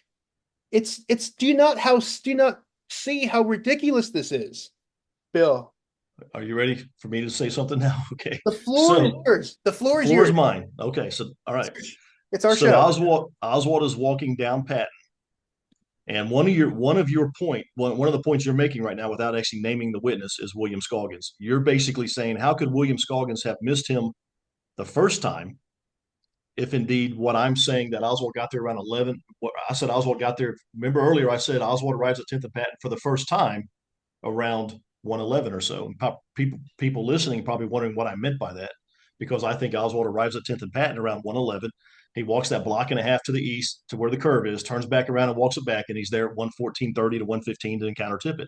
So one of the witnesses you're wanting to bring up is William Scoggins, and you're going to say, well, how could Scoggins have not seen him the first time, but yet he's there to see the shooting? If my scenario is true, if Dale's scenario is true, then surely to God, Scoggins would have seen him the first time.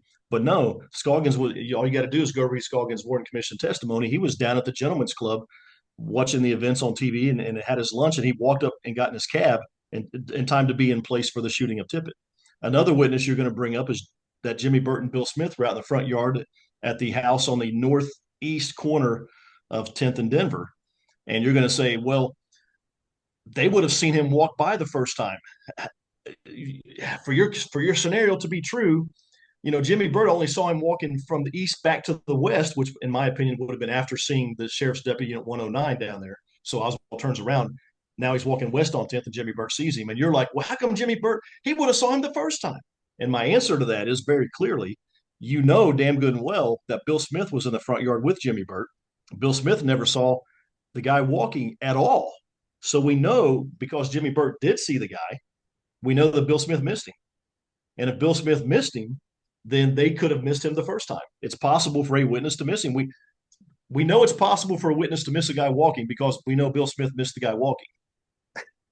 Again, this is an enormous case of special pleading. Do you see the map on the screen? Put your mouse right there where 10th and Denver is, where the Right house where there. Jimmy, yeah, right there. I know that, but I'm saying I want people to see. And so my point is, Oswald is walking east on 10th, gets to that curve and turns around. And when he's walking west on 10th and he's crossing over Denver, that's when Jimmy Burt sees him. It's not a fact that Jimmy Burt has to see him the first time, because we know Bill Smith didn't see him either time. And so therefore we know a witness can miss a guy walking on the street.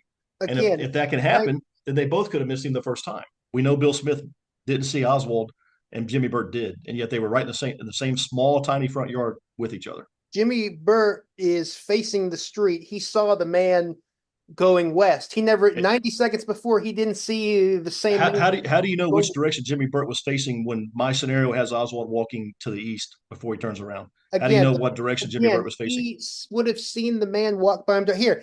I'm saying, how do you know if my scenario is true? Just allow that for a second. And I keep saying my scenario because it's you and I discussing this. It's really Dale's theory. But for the scenario to be true, okay, you only know because of the interview that Burt did with Al Chapman. You only know where Burt was when he saw the guy walking from the east back to the west. You don't know, because Jimmy Burt doesn't even mention such a thing, where he was standing or how he was facing 90 seconds earlier. So how do you know? If Jimmy Burt doesn't tell the entire world, how does Matt Douthit in Dallas, Texas know, but nobody else knows? It's very You know what? It's very easy to, say this witness and this witness, but this is a visual case just to show how crazy this theory is. Crazy it is. Look at this. Here are all the witnesses in the neighborhood. If Oswald was walking east and was walking east and then reversed way up, you see where my ear is, and then reversed and then started walking back, all these witnesses would have seen the man walk by them twice. They never did in those 90 seconds from when he was walking east until he turned around again. There's They don't have to see just because they would see a guy the second time doesn't mean they have to see him the first time. That's again, If they were that's even, we don't even know that they were special in pleading. place. No, in your scenario, people for 90 seconds are like statues. They don't move. No, according to your scenario, they're there, they disappear whenever he walks by, and then they reappear. I didn't say in my scenario they're there, then they disappear. They might not have been there in the first place, like William Scoggins. Don't twist my words around. I said that William Scoggins wasn't even there in the first place, so he wouldn't have seen Oswald walking down Patton. How He do was you know down at the Gentleman's Club. how do you know he wasn't there 90 seconds before? His Warren Commission tells us that he was at the Gentleman's Club. All 90 you got to do is seconds go before. 90 seconds before. The Gentleman's Club for, is right for here. Scoggins. Do you really believe it would have been 90 seconds for where Scoggins was? How's it 90 seconds where Scoggins is, and also 90 seconds a block to the east where Burt and Smith are? Sitting in the For cab Scoggins, right for here. Scoggins, it's at least 2 minutes from 10th and Patton to that curve on it. Hell, it's probably almost a 2.5 minute walk at least. Can you see my So image right here? so you're saying 90 seconds for Scoggins? It would have been 2.5 minutes. Do you see all these red stars right here? Yes. This is where all the witnesses were in the neighborhood. They would have seen if Oswald or whoever it was walking the way you said he was. And then got up here. You see where my area is? Got up here and then turned around and started heading back. All that in 90 seconds. These people would have seen the man walk by them twice. They never did. What about these two guys right here? Again, Bill Smith didn't see the guy, and Jimmy Burt did at the same split second when Oswald is walking. Okay, and you're, to be fair to you, I'll say the killer, the eventual killer, is walking on 10th. He's walking from the east to the west. He crosses over Denver. Jimmy Burt notices the guy across the street from the front yard they were in. Bill Smith, who was in the front yard with Jimmy Burt, does not notice the guy. So why is it automatically a fact to you that witnesses have to see someone when you know damn good and well that Bill Smith didn't see the guy?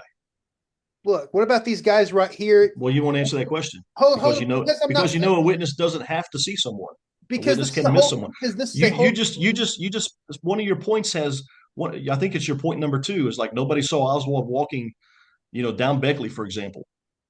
Yep.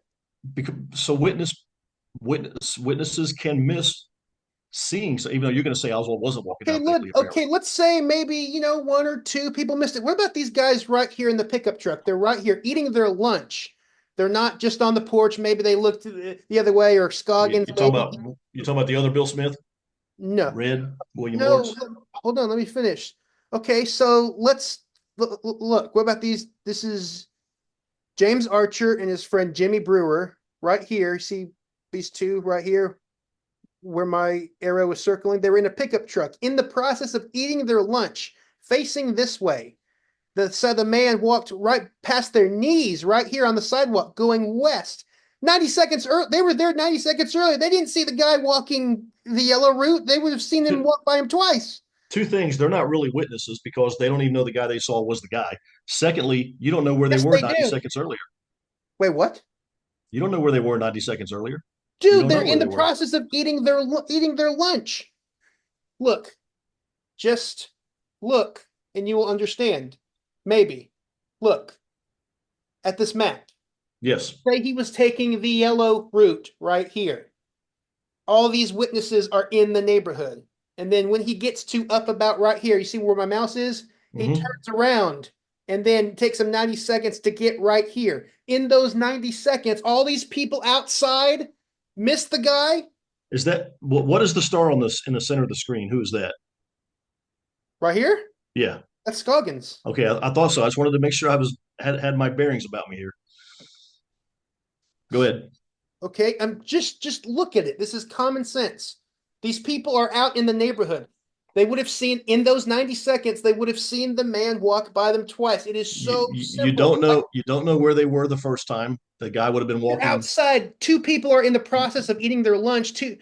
Jimmy Jim Burt is stationary on his front porch. He's been there for at least since the president was killed. And how do you know And that? How do you know which way how do you know which way Burt was facing? How do you know which way Bill Smith was he facing said he the saw first the time around? man walk, but I believe I believe it's I'm talking about a potential first time the guy was walking that you're claiming that they missed him. There's no way they could have missed him. I'm saying, how do you know that? They could have been facing a different way or not been in place yet. you know what? I've been quadruple generous today. Let me be what's above quadruple? What's above that? Let me be extra, extra, extra, extra generous. Let's throw out Scoggins. Let's throw out Jimmy Burt. You got these two guys in the pickup truck. They're in the process of eating their lunch. The guy almost touched their knees as they're sitting in the back of the pickup truck in the process of eating their lunch. They saw him walk this way.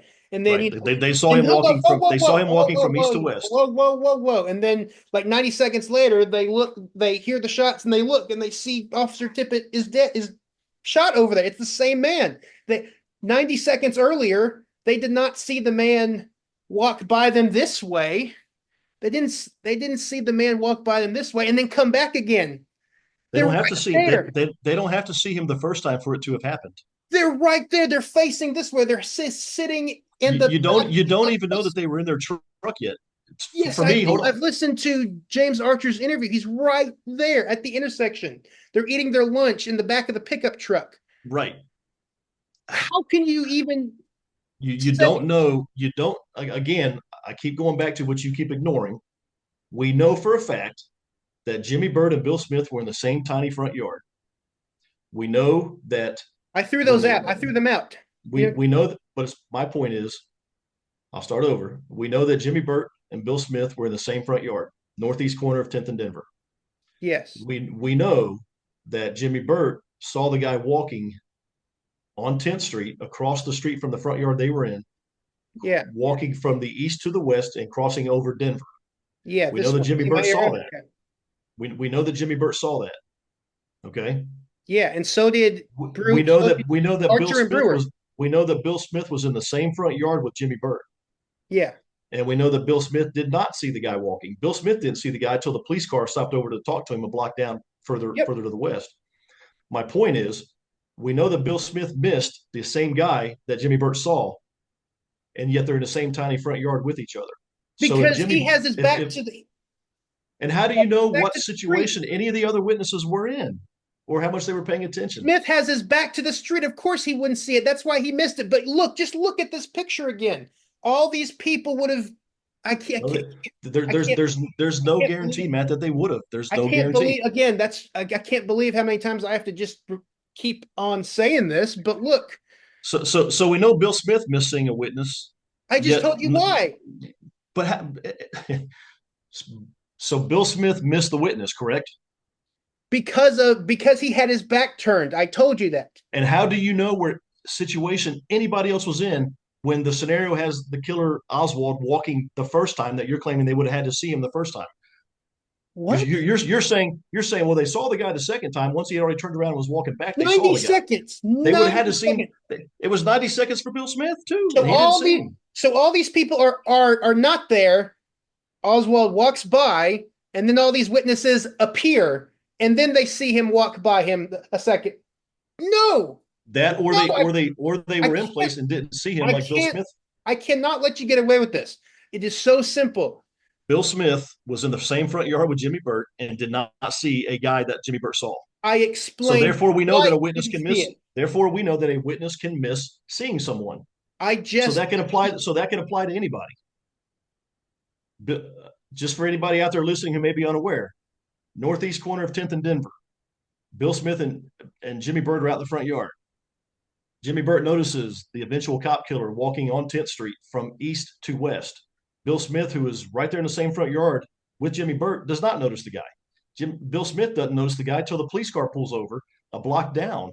Then all of a sudden, Bill Smith sees the guy. That's the first time Bill Smith saw him. Yet Jimmy Burt saw the guy when he was crossing the street right in front of him. If Bill Smith can miss him, which we know he did, then why can't anybody else? The simple answer is they can. They can miss him. again, I've already explained this, and I've already chucked out some of these witnesses And William because they guess Scoggins I'm being you. and if Oswald's coming down Patton and gets there at 111, and starts walking east on 10th Street towards the library or the bus stop. Then while he's down there doing that and he sees unit 109 and he turns around and he's walking back, at some point there in that window, which is about a 4-minute window, William Scoggins has left the gentleman's club, got to his cabin, and starts eating his lunch. And that's what he's doing when the shooting goes down. William Scoggins does not have to be in place the first time Oswald comes down Patton and gets the 10th at Patton. He's just got to be in place the second time. Again, I've laid out. So have I. Again, I've conceded so much, and I've even chucked out some of these witnesses. I'm being super, super, super, super generous, conceding so. Well, thank you. I appreciate that. Because to show that even if you concede all this stuff, it's still bullshit. I've even chucked out some of these witnesses. And you still have the other witnesses here. They would have seen. Okay. So anybody out there listening, please understand that Matt Douthit is telling you that Bill Smith missed a guy, but everybody else has to see him. But we know Bill Smith didn't. I've already explained that. I've already explained why he missed seeing him. But let's move on. It's painfully obvious to anyone who looks at this image what is going on. So it's also painfully obvious that every witness has to be doing what Matt wants them to do in order to discount outside. Everyone's outside. Everyone's outside. They would have seen him twice. They just saw him once. You don't know that. You don't know that. Again, I just told you where William Scoggins could have been at the first time that Oswald arrives at 10th and Patton coming down Patton. Could have been. Again, this. Yeah. And you don't know, and you don't know where Jimmy Brewer and the guys that worked for the Smith and O'Reilly bricklaying company. You don't know where those guys were the first time. What's that? I'm just letting you talk because everyone can just see how ridiculous all this hypothesizing and special pleading is. So yeah, they can look it up for themselves. And if anybody wants to send me a private message on Facebook telling me how they know as a fact how each of those witnesses were facing or where they were, then I'll be love to hear it, because evidently Matt knows how they were and where they were at, but nobody else knows. And I'm kind of amazed that you could know such a thing to be true. Were these people not there? Are you saying that these people were not there? They either weren't there the first time. Listen, again, it's just a theory. Hold on, you asked me a question. It's just a theory. They were either there the first time when Oswald is walking from west to east. They were either there and didn't notice him, like Bill Smith didn't notice him, or they weren't there in place yet, like sitting on the back of their truck eating their lunch. And then Oswald notices Unit 109, doesn't want to walk past a law enforcement vehicle, so he turns around. Now he's walking west on 10th, and then these couple of guys see him. Why is that impossible? Again, this whole thing is because we know that it's possible that William Scoggins. I explained to you how it's possible that Scoggins could have missed him the first time. I explained to you that Bill Smith did miss him. So you want to believe that Bill Smith can miss the guy, but nobody else can, and that's not right. Any of them could have missed him. Again, you know Bill Smith missed him. You've already tried to explain why, and I understand Bill Smith had his back. I've seen the FBI. I've seen the interviews with Jimmy Byrd. I know all about it. But that doesn't mean the other guys weren't doing the same thing or even paying attention. Again, all of this has been look. So I want to share. So just to summarize, this is from my PowerPoint from last year, but I just wanted to look at it. So basically again, this is all just what you're saying is just words and words and words and words. I've summed it up into one tiny sentence, which you can see right here. Oswald would have been walking west. Myers invents a scenario where Oswald walked east and reversed, but that's impossible because 5 witnesses in the neighborhood would have seen the man walk by them twice, which he never did. And then Myers also says right here, so that's my whole argument. It's all okay. And my defense to that is simply that it's not impossible. It's not. No matter what you want to say, what you want to claim, it's not impossible. So then after this is I just want to spend like 30 seconds on this. Myers then famously says that the man turned around again and did an about face when he saw Tippett approaching, but no witness saw this. Do you believe that happened? I don't know what to think about that, really. I mean, but here's the thing, though. Oswald gets in Whaley's cab at the Greyhound station and he gives a destination 5 blocks south of the rooming house. He does this, in my opinion, and a lot of other people's opinions, because he wanted to make sure law enforcement wasn't waiting for him at the rooming house. He has no idea if they're waiting for him or not. So that's the same consciousness of guilt, okay, that causes Oswald when he's walking east on 10th Street, he comes to that curve. Once he gets to that curve, and I've been there, if you haven't reached the curve, you can't see anything to the east. But once you get to that curve, you can see for the next 5 blocks down. All of a sudden, there's Unit 109 sitting 2 blocks down, 3 blocks down, whatever. And we know 109 was in the vicinity a couple of minutes after the tip of shooting. So it's possible he was there at this moment when Oswald reaches that curve. Not saying it's a fact, just saying it's a Yeah, possibility. So Oswald, hold on. So Oswald then turns around. He does an about face, and he's walking west on 10th Street now. He crosses over Denver, and he's walking towards Patton. He sees another patrol car approaching him, which is Tippett. It's possible that the about face he just did 2 minutes earlier at the curve on 10th Street, he does the same about face, which is again consciousness of guilt. He knows he's guilty, so I'm not saying he did turn around, but sure, why not? He did something to make Tippett want to pull him over, and I don't think it was personally. Don't think it was based on a general physical description. Otherwise, we got Tippett stopping 50 men in the last half hour before he encounters Oswald. stop. Again, all this is just, there's no evidence for any of this. It's just special pleading. Anybody out there listening, it's a hypothesis. It's a theory. There's yeah, Admittedly, but there's no evidence for that. People have theories all the time. You don't have an argument.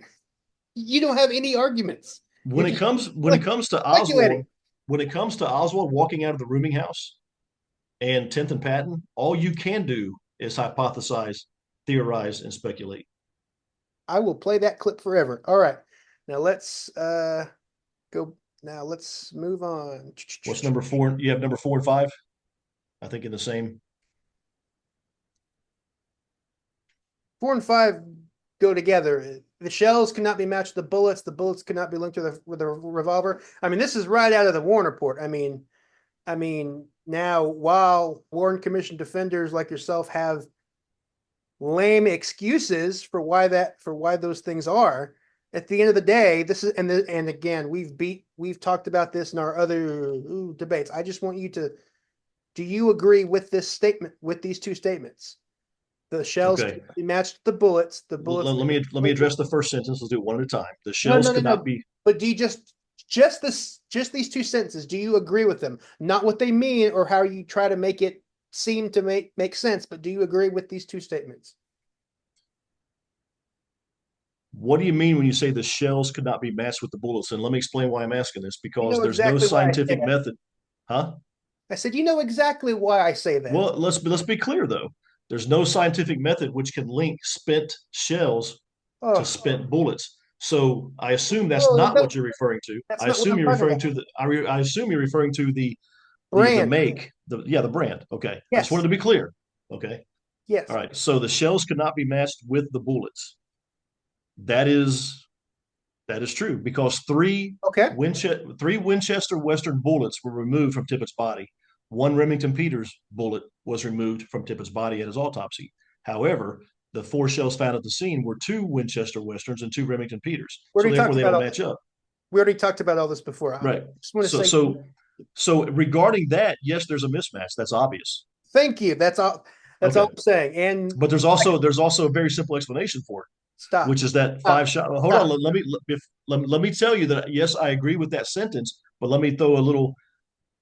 That's not what this debate's about. We already talked about this for probably 5-6 hours total. There's a very simple explanation. I'm gonna say it before I move on to the next sentence, and people can believe it or not, but I at least want to. That's not what And it's this only, debate is you know about. what? I already could have made the point if you would just be quiet. Let me make it. So there could have been a 5th shot fired, and the 5th bullet that was never found could have been a Remington Peters bullet, and the 5th shell casing never found could have been a Winchester Western shell casing. Now, if that happened, then now you do have 3 Winchester Western bullets and 3 Winchester Western cases, and you have 2 Remington Peters bullets and 2 Remington Peters cases. So there could be a 5th shot, and 1 bullet and 1 shell casing was never found. That you can't say it's not true. It's possible. As a matter of fact, the Warren Commission, I think it might have been J.C. Day who was the very first guy to come up with the theory back in 1964, or maybe even late '63. It makes a lot of sense. And Ted Calloway said he heard 5 shots. Again, we already talked about this before. Tell me, Okay. how many witnesses heard 5 shots?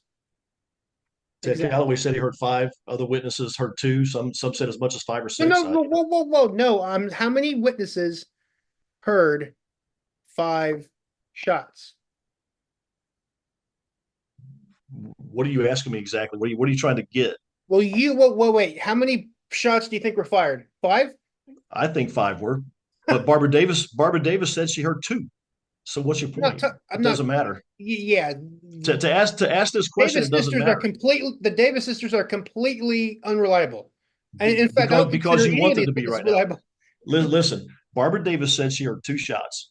You know damn good and well more than 2 shots were fired. So what difference does it make what any witness says how many shots they heard? What point are you? I don't consider, you know, what if I told you that I don't consider testimonies to be strong evidence in this case? It's that bad. I don't, this is a ballistics case. This is a timing and ballistics case. It's all about the timing and it's all about the ballistics. The witnesses are all Right. over the And, place. I've already showed that someone could be at 10th and patent by 1:14:30 to 1:15. And So I shot it so through we're a okay holes. with that. And I shot it through Did, Dewey full Dewey of defeats holes. Truman. Dewey defeats Truman. Come on. Speed it up, buddy. What where are we? Finish making your point. I already did. Then you asked me a question. What was my question? About, you asked me who all said they heard 5 shots. Yeah. Perks of getting old, folks.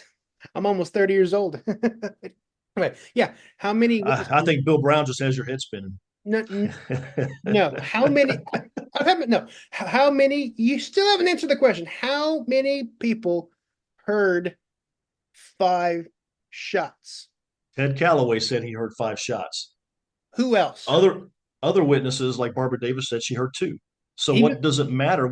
Whatever point you're leading up to next is completely invalid because different witnesses said they heard different number of shots. you're the. It has invalid. No, you're the one who's saying that there are 5 shots instead of the official 4 shots. Okay, I made an entire pie chart, courtesy of Matt Douthit, of all the 21 witnesses, of all the 21 ear witnesses. Wait, 5, 6, 7, 8, 9, 10, 11, 12, 13, 14, 15, 16, 17, 18, 19, 20, 21. 21, yeah, 21.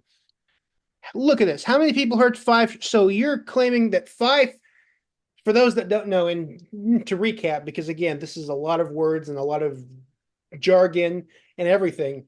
The official story is that Tippett was shot 4 times, but the shells and the bullets don't match up. The brands don't match up. So the official explanation is that, well, either they were reloads, which no one agrees with. You don't believe that Oswald had reloads, right? Okay. No. That would be an easier way out, but anyway, or that not really. or that there was a 5th shot, in fact, a 5th shot that missed. And well, first of all, there couldn't have been a missed shot because it would have gone into a house across the street, and as I've said before in our past debate, the person in that house ran out. He never said anything about, you ain't gonna believe what happened. This bullet crashed in. But anyway, look.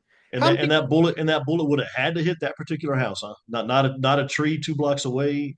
Yes. So yes, it would have had to. Okay. Based on the trajectory, yes. Based on what trajectory? You don't know where the gun was, what trajectory the gun was at that missed shot. How could you possibly know such It's in Myers's book. It's in Myers's book. He tells the autopsy explains the angles of each shot. I'm talking about the missed shot, which is in nobody's book. We're going down a totally different rabbit hole. Look at this. Look at no, this. but you're saying stuff that's not true. It's not in the book.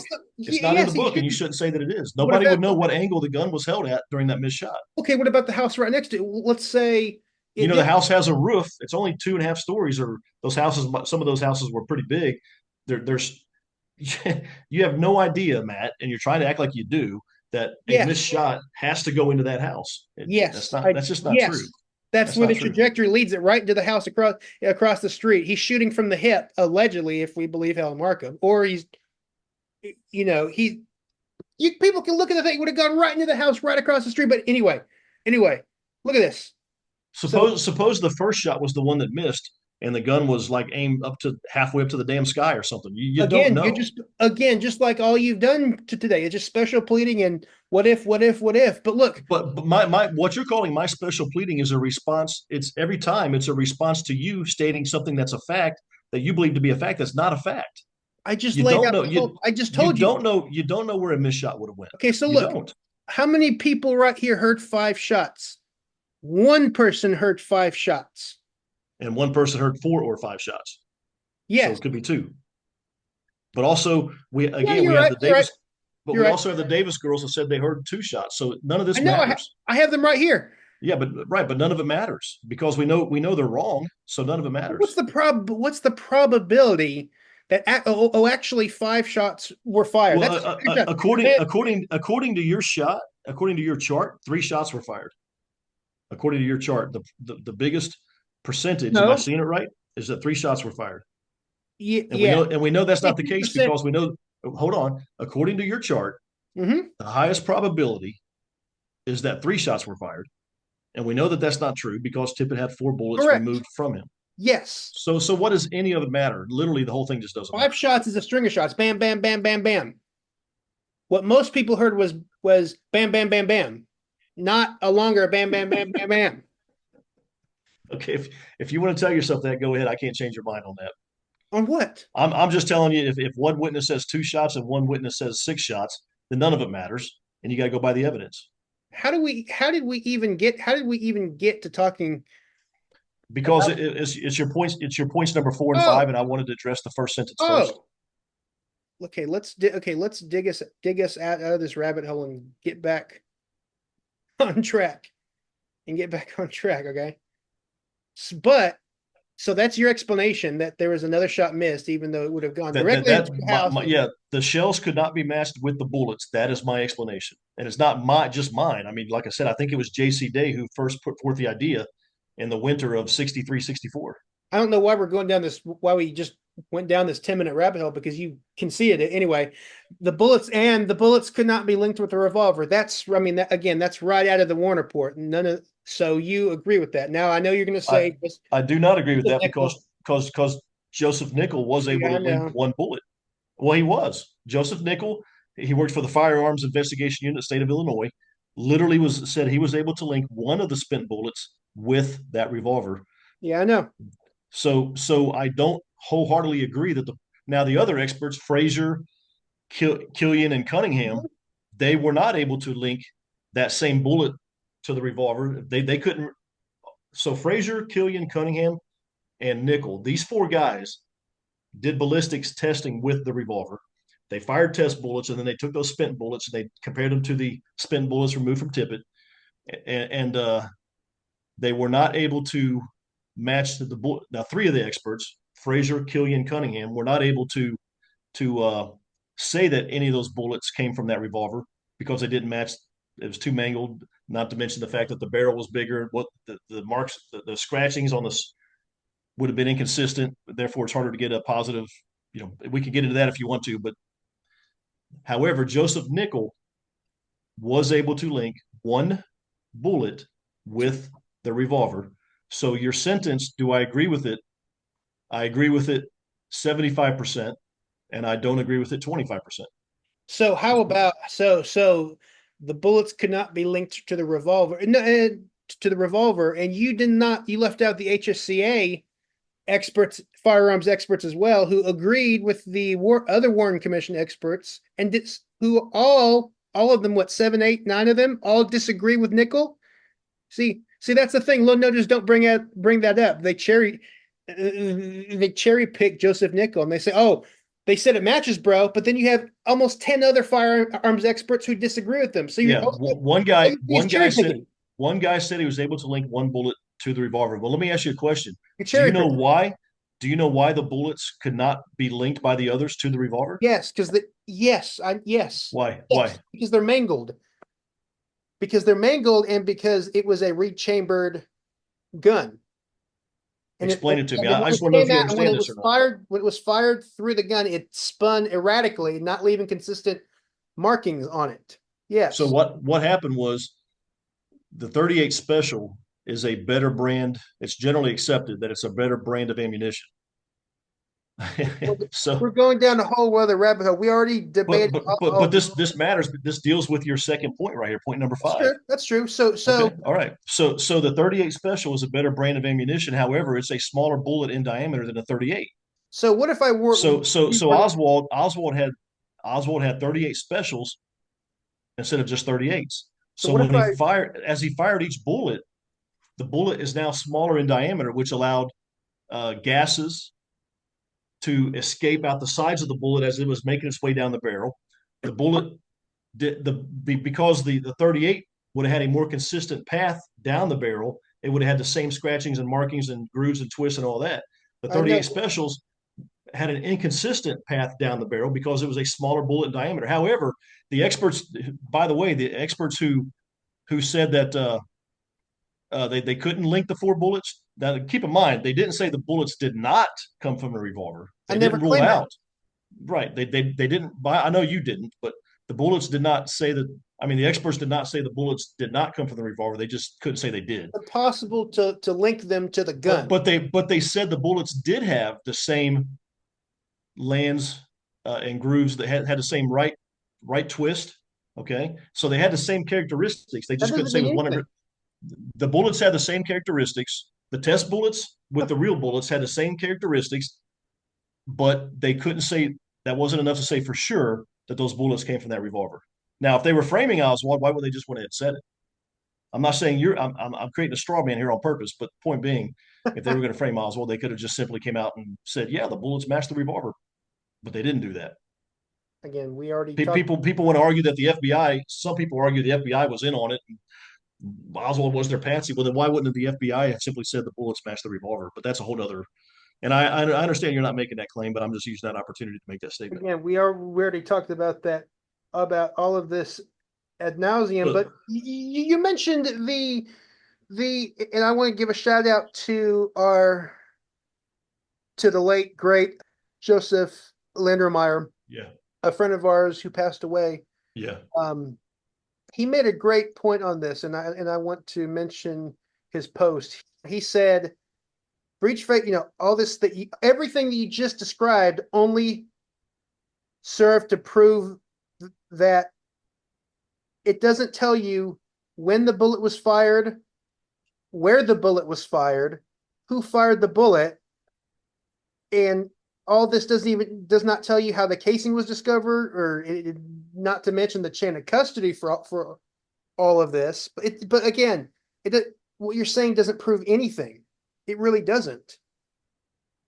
I'm not trying to prove anything. I'm just saying, number one, the It shells could doesn't mean not be anything. matched with the bullets. Regarding brand, I agree, but I gave an explanation for it. And number two, the bullets could not be linked with the revolver. I'm simply saying they had all the same characteristics. Well, not all. They had a lot of the same characteristics, and Nickel himself was able to link, according to him, one bullet with that revolver. But you're So cherry take picking. anybody can be out. Just take it for what it's worth. If you're listening to this and you're like, well, one expert said one bullet, but all the rest said, then that's fine. Go ahead and accept it. Yeah, That's okay. But I'm exactly. just I'm just making sure Cherry that picking. everybody understands that at least one of the experts did say that he was able to link one bullet to that revolver to the exclusion of any other weapon in the world, for what it's Again, worth. you're cherry picking. You're blatantly cherry No, picking. I'm not cherry picking. I'm acknowledging the entire. I'm acknowledging all the experts, but I'm saying don't forget about the one. That's not cherry picking. So eight no's and a yes means a yes. I didn't say that. Did I say anything like that? I said If that, I can't agree with that sentence because one expert said he was able to link one bullet with the revolver. do you believe that that's true? I don't have any reason to think he was lying. Now did he mess up? Is he And you know, wrong? Is he wrong? I don't know. But I'm just telling you and the others listening that one expert, Joseph Nickel, did claim he was able to link one bullet to the revolver. So do with that information what you want. But I'm just pointing it out that one expert did say that. one expert and the others disagree with him. Right. Okay.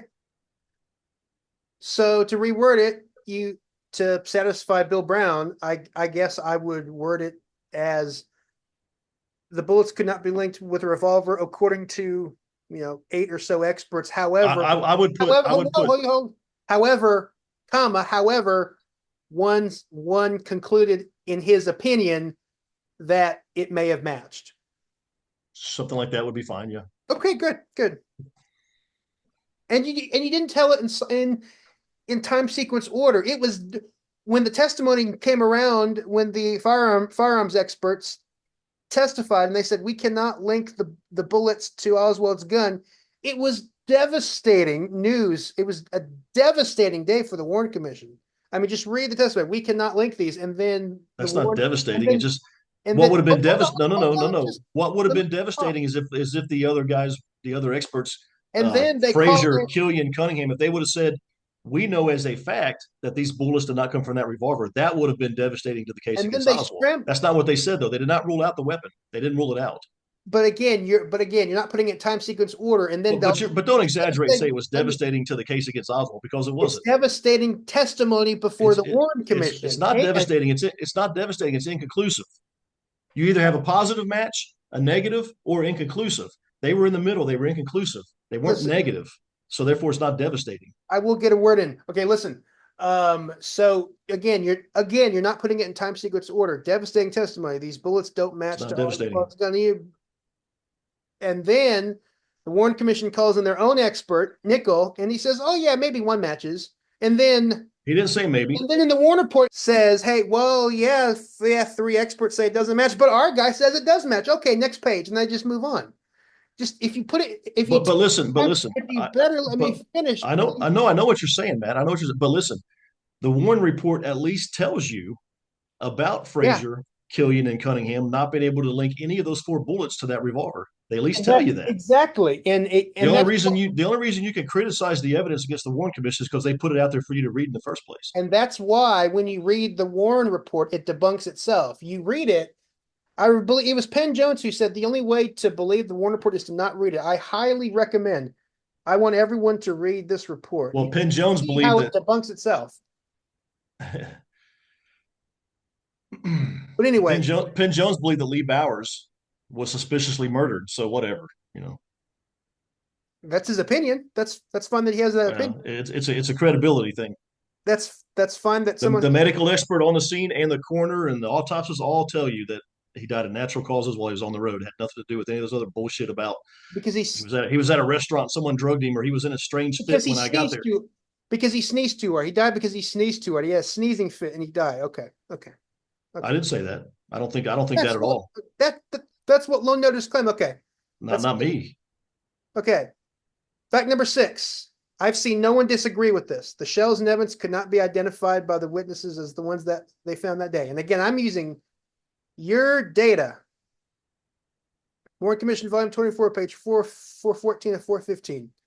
They cannot be identified by the witnesses as the ones they found that day. Do you accept that? Just Yes, yes. that statement seems to be true. And what you're talking about there is when the Warren Commission was asking Barbara Davis, who I think was 19 years old, and Virginia Davis, who I think No, was this is the 15 or FBI, 16. bro. This is the Was that? FBI. This is the FBI, bro, not Warren Commission. Okay, well, Doherty and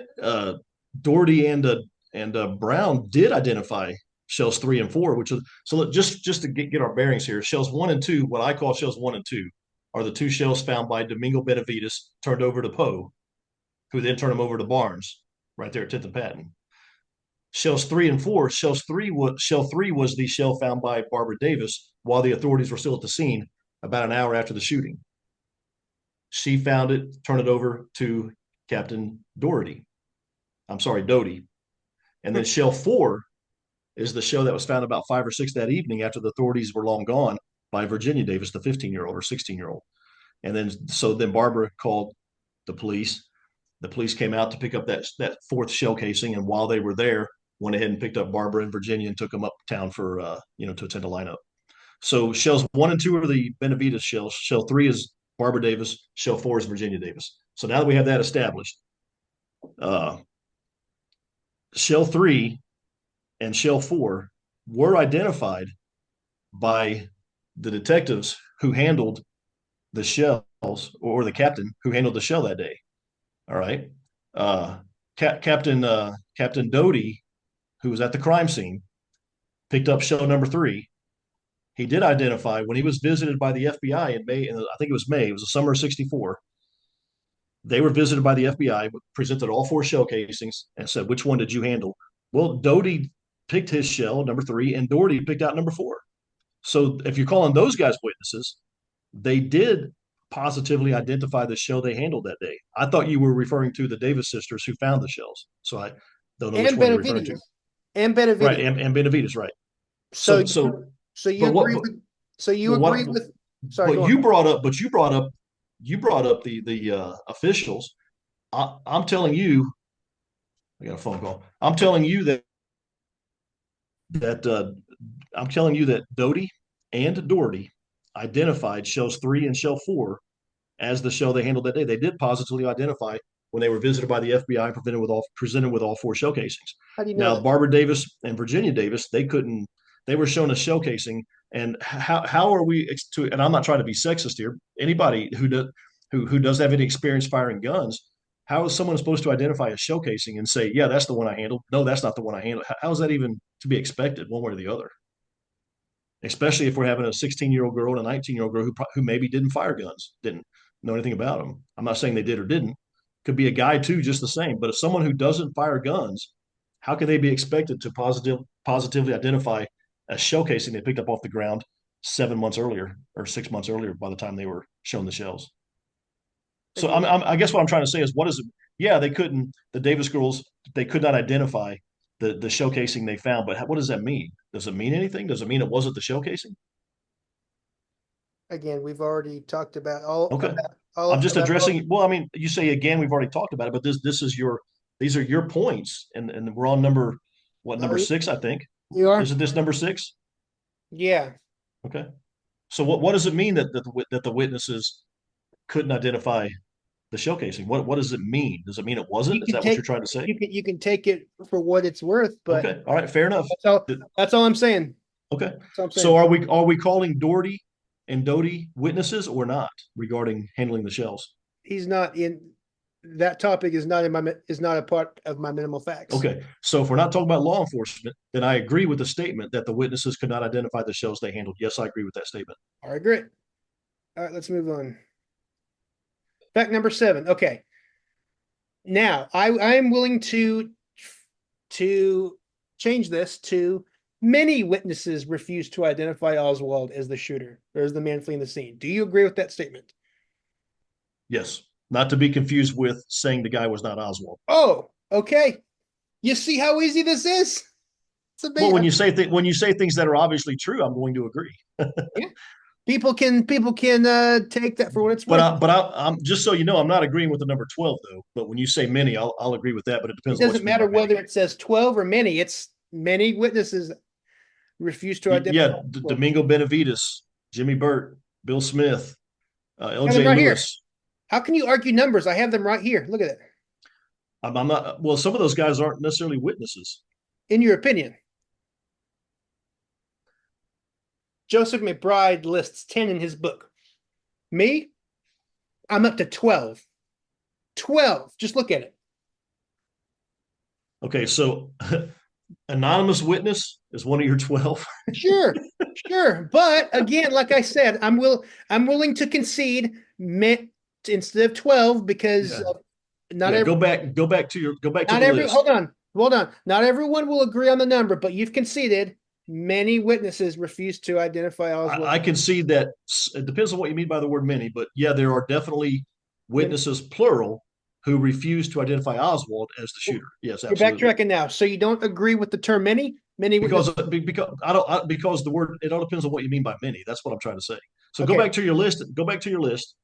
So the one at the bottom, anonymous witness, comes from the Playboy, the person that the Yep. person that wrote into Playboy the letter, and it's like he said, he says what he said, and then he didn't want to sign his name, and all of a sudden that's to be for every one of those, I could have an anonymous witness who said that Oswald was most definitely the killer. So I mean that's silly. But That's it doesn't matter whether it's 12, 10, 9. What and matters Robert is Brock, yeah, I know, and Robert Brock, for example, he refused to identify that the guy was Oswald, but he doesn't say it wasn't Oswald. He just Mary Brock saw his wife we saw the actually same don't guy, we and actually don't for sorry, go those on. out there who don't know, Robert and Mary Brock were at the Texaco station where the jacket was found behind in the parking lot. Robert Brock was a mechanic. Mary Brock was his wife. Robert said he saw the guy but couldn't say it was Oswald. Mary Brock saw the guy and said it was Oswald. So they both saw the same guy. Mary Brock said it was. He said it couldn't Yeah. be sure. He said he couldn't be sure. But at the end of And the day, also Warren Reynolds. I'm sorry, but Warren Reynolds, before he was ever shot in the head, Warren Reynolds was interviewed by the FBI, And he told the FBI that he was, quote, of the opinion, unquote, that the man he saw running from the scene with a gun was Lee Harvey Oswald. A lot of conspiracy advocates will like to say that Warren Reynolds got shot in the head, then changed his mind. That's not true at all. Before he was ever shot, he did an interview with the FBI, and he said he was of the opinion that the man was Oswald. That was before he was ever shot in the head. Again, I can be how much have I conceded so far? I'll concede even more. This gets so much better. I can concede even that, but again, we can quibble over the number. And a But lot of these, again, well, but a lot of the again, it witnesses does. on Hold your on, list, hold I'll on. agree with. But again, it doesn't matter. You've already conceded the fact that many witnesses refused to identify Oswald. There are witnesses who refuse to identify Oswald. Witnesses plural. Excellent. So you concede with that statement. Now, yeah, just let me look at the list here. Domingo No, we Benavides, don't. yeah. That's not what this is We about. We don't have time to. okay, okay. We already went through all these in our past debates. So anyway, now this one you will take issue with. I would say I would change it to, since you don't agree on the exact numbers, I would change to some of those witnesses said the killer was not Oswald. And I've for those listening, I've told you name the witnesses, and you won't name them. So I'm glad I have you on camera. Here are the witnesses right here. There's the anonymous witness again. Okay, you can take that out, but you still have four people who said it wasn't Oswald. You won't you won't post their names or Okay, say, Jimmy Burt, for example. All right. Jimmy Burt did one interview. You want to say he did two, but he did. He did one. And we know this because Al Chapman. let me be even super no, whoa. Let me be even super generous so we don't go down this Jimmy Burt rabbit hole, which we've done for so long on Facebook. Let me be extra generous again and concede that. You still have three other witnesses, which means that my statements is true. Some witnesses said it wasn't Oswald. Um, well, Frank Wright says the killer jumped in a car and sped off. All right. And then We know later we know that that's not true because and how then could later he said he would and then later he said he made a mistake. He didn't oh mean to say that. And yeah, he said, okay. but He still, did, he said don't you think that's a pretty big thing whether the guy get left in a car or left on foot? How would you accidentally say so Frank Wright has zero credibility just because he said that. Uh even let me concede even this, even though I don't agree with this at all. What if the not the killer, but the person that he's thinking about jumping in the car, what if or speeding off in a car, what if that was Jack Tatum?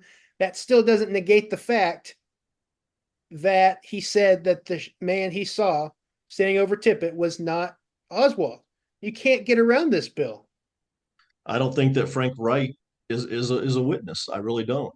He's ready. Or else He heard. I'll insert it right here. He said he ran immediately outside, and he saw Tippett on the ground, and the guy. he says he saw a guy standing over the body. That didn't happen. I'll put it right here, and you can plainly see, clear as day. He immediately runs out, and he says the man was not Oswald.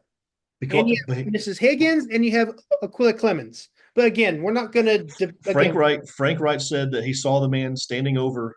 You once told me in one of our debates that the guy And I was holding corrected a Frank. myself. Okay, you said the guy was holding a gun for crying out loud, but no, Frank Wright never even said that. But It's Frank four Wright years said he ago. saw a man standing over the body, and then the man left in a car.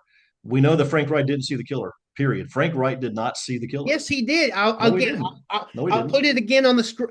I'll put it again on the screen right here. He ran immediately out, and he saw the killer standing over the body. He said it was not Oswald. But anyway, you're just Listen, you have you're, Jimmy. No, listen, you have Jimmy Burt and you have Bill Smith and I you have already conceded. no hold on. You have Jimmy Burt, Bill Smith, Domingo Benavides, and Oh, Helen Markham and William Scoggin. You have five people that were actually outdoors when the shooting went down. And all five of those people describe what the killer did after firing the shots from across the hood. And that was the hightail up to the corner and then take off south on Patton. Frank Wright, by the time he got out there and looked down the street, first of all, Frank Wright would have been like 400 feet to the east of the patrol car. he's in the Okay. same duplex Right. as With Jimmy Bill Burt and Bill Smith and Jim Smith. Burt. Right. And they were 400 feet east of the patrol car.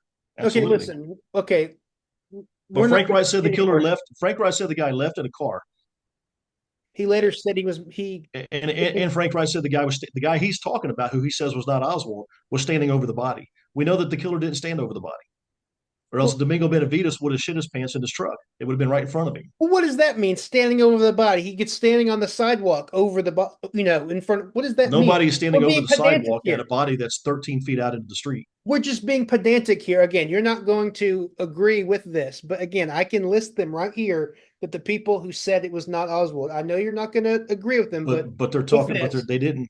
and But that's okay. Jimmy Burton never said it. First of all, I have the audio, and I know you've heard it too. I have the audio of the complete interview with Al Again, Chapman, that's and a Jimmy Burton does not say to Al Chapman that the guy was not Oswald. again, this whole again, I've already conceded, thrown Jimmy Okay, Burt out, but we still have okay. witnesses. We still So have. at your Lancer presentation, though, you're going to have this exact image posted. Well, like I said, you're in the 10%. You're in the 10%. Okay, well, I did. Yeah, you're right. I don't agree with. I don't, is it Okay, number yeah. eight? If it's number eight, I don't agree with number eight. So yeah, put me in the Okay, 10% then. let's move on because we've talked about all of this ad nauseum. Okay, Okay. we're almost there. Fact number 9: the killer wore a light shirt and light jacket, yet Oswald was wearing a dark shirt and a dark jacket. Now, no one disagrees that this is the colors that the killer wore. Do you agree that the killer wore a light shirt and a light jacket? Yes or no? I agree that the killer wore a light shirt, a dark shirt, and a light colored jacket. Well, no, whoa. That's what Oswald was allegedly wearing, so you don't get to assume that. That's the thing we're debating, so you don't get to assume that. But here's the thing, though. Oswald's dark shirt was unbuttoned, at least when he was arrested. So perhaps it was unbuttoned earlier. Oh And my if this, God. well, I mean, seriously, let's just It's say the but. assuming. This is assuming. Hold on. Let's just, well, we got to explain things. I have an opinion. I got to explain why I have my opinion. My opinion is that let's just say the shirt, and I've never really even thought to count. Let's say the shirt has 6 buttons, and let's say the first 4 were unbuttoned. Oswald's wearing a white T-shirt underneath. We know that to be a fact. The jacket is zipped halfway down. You're only going to see the white T-shirt underneath and the jacket. That's, to me, that's common sense. Again, do you, again. I do believe the killer wore a light shirt and a light jacket, but Oh, also you can't say that there was not a brown shirt between the T-shirt and the jacket. whoa. No, again, that's assuming that it's Oswald. That's the thing we're debating, so you don't get to assume that or Mm-hmm. infer that. You just yes or no. Was the killer wearing a light shirt and light jacket? Yes or no? The According to killer the was witness statements, did the witnesses say the killer wore a light shirt and light jacket? Or the majority of witnesses? Did they say that? yes, yes. Good? You can see that. Now, Oswald was wearing a dark shirt, as you've said, and a dark jacket. Now, the photos that day, of course, show Oswald wearing his dark shirt, even though the killer, according to the witnesses, wore a light shirt. And I should, Wait. The photos that day also show Oswald wearing a light shirt yeah, underneath it's the right dark shirt. there. It's Right. right there underneath, right there. Right. But So he again, is wearing. So he is wearing a light shirt also. yes, Right. no, he's wearing a t-shirt underneath that. We don't know that. That's not what any of the witnesses describe. The witnesses just describe a light shirt. In fact, Scoggins said, was it Scoggins who said it was a polo shirt? So that's not Oswald. In fact, I I've never heard that, but I'd have to look at it close again, I guess. oh sure, absolutely. And that's the thing. None of the witnesses could identify Oswald's shirt. They were. I did not mention this in any of our debates previously. I don't think. No, I didn't. So this is something new that I want to get your reaction to. All the witnesses were shown Oswald's shirt, this shirt, and they said, no, that's not what the killer wore. Because he was wearing a jacket over the shirt. You're gonna have to show proof. How could they Oh, possibly know? look again. How, You're assuming that it's Oswald. I'm just saying. Listen, the kid. I'm just saying. I'm just stating facts. okay. Then I'm speculating. let me say it this way: if Oswald was wearing a brown shirt with a jacket over top of it, then I'll use an if-then statement on you. God. If Oswald was wearing the brown shirt and then the jacket over top of it, then the witnesses are not going to be able to identify the brown shirt. Again, all of this is just speculating, starting with the presupposition that it's Oswald. No, I'm just stating facts. You cannot beat me on this, Bill. Listen, let me talk for a second. All the witnesses were shown Oswald's shirt. None of them could identify it. All of the witnesses were shown Oswald's jacket. They could not identify it. Okay. You want me to teach you something here real quick? Teach me. What are you talking about? No. Hold on. Hold on one second. Hold on. I'm almost finished. Sam Ginyard was Yeah, shown yeah. the jacket Sam, you're and right. said that that belonged to the killer that he saw fleeing down the street. Yes. So why would you say all of the witnesses were shown the jacket and couldn't identify it? Because Sam Virg, Ginyard most certainly did. you're being pedantic. No, Okay. I'm not. I'm correcting Five a of the statement that okay. you made. Let me revise that. Let me revise it. Okay, revise it. Five of the six witnesses who were shown Oswald's shirt could not ID it. Five of the six witnesses who were shown Oswald's jacket could not identify it. Okay? These are facts. The killer wore a light shirt. Oswald was wearing a dark shirt. And okay, but you already okay. Of course you can see with this fact that he was wearing a dark shirt because it's right freaking on the screen. Right. Yeah, What? right. Okay. Now, I also say Oswald was wearing a dark jacket. Now you might be thinking, what? Well, let me show you. I know Earlene Roberts said he left in a short gray coat. What does she mean by gray? I know she said it was dark. And yeah, so if you're going to Good. believe only Earlene Roberts, then yes, Oswald was wearing a dark jacket. You just said at the beginning she's the only person in the world who saw him leave his rooming house. Yeah. And she said it was a dark jacket. Because I believe Earlene Roberts is any witness can know someone without knowing what they were wearing exactly. Like what She saw him wearing a dark jacket. The killer wore a light jacket. It's over, buddy. No, it's not over. It's over. Do you care to guess how many cases? Let's say somebody goes inside and robs a convenience store. You're just making the excuses again. I'm just telling you what the facts are. Okay, hold on. Let me just say this then, regarding your Earlene Roberts dark jacket. So let me ask you a question. Are you saying that because Earlene Roberts said he left in a dark jacket that he was, as a matter of fact, wearing a dark jacket? Is that what you're saying? Yes, because Okay. as you said, she's the only person in the world who saw him. Okay. Left his rooming house. So you're saying, I just want to get this on record. You're saying that because Earlene Roberts said he was wearing a dark jacket, that he was definitely wearing a dark jacket. When he left the rooming house, yes, that is what she said. Perfect. Again, That's I'm fine. using your data. This is But then let me ask you this. right in the Warner Commission. At the Tippit scene, Barbara Davis and Virginia Davis, they hear the shots, they go out to the front door. They're at the screen door as the killer cuts across their yard. And bring up the black coat. I know.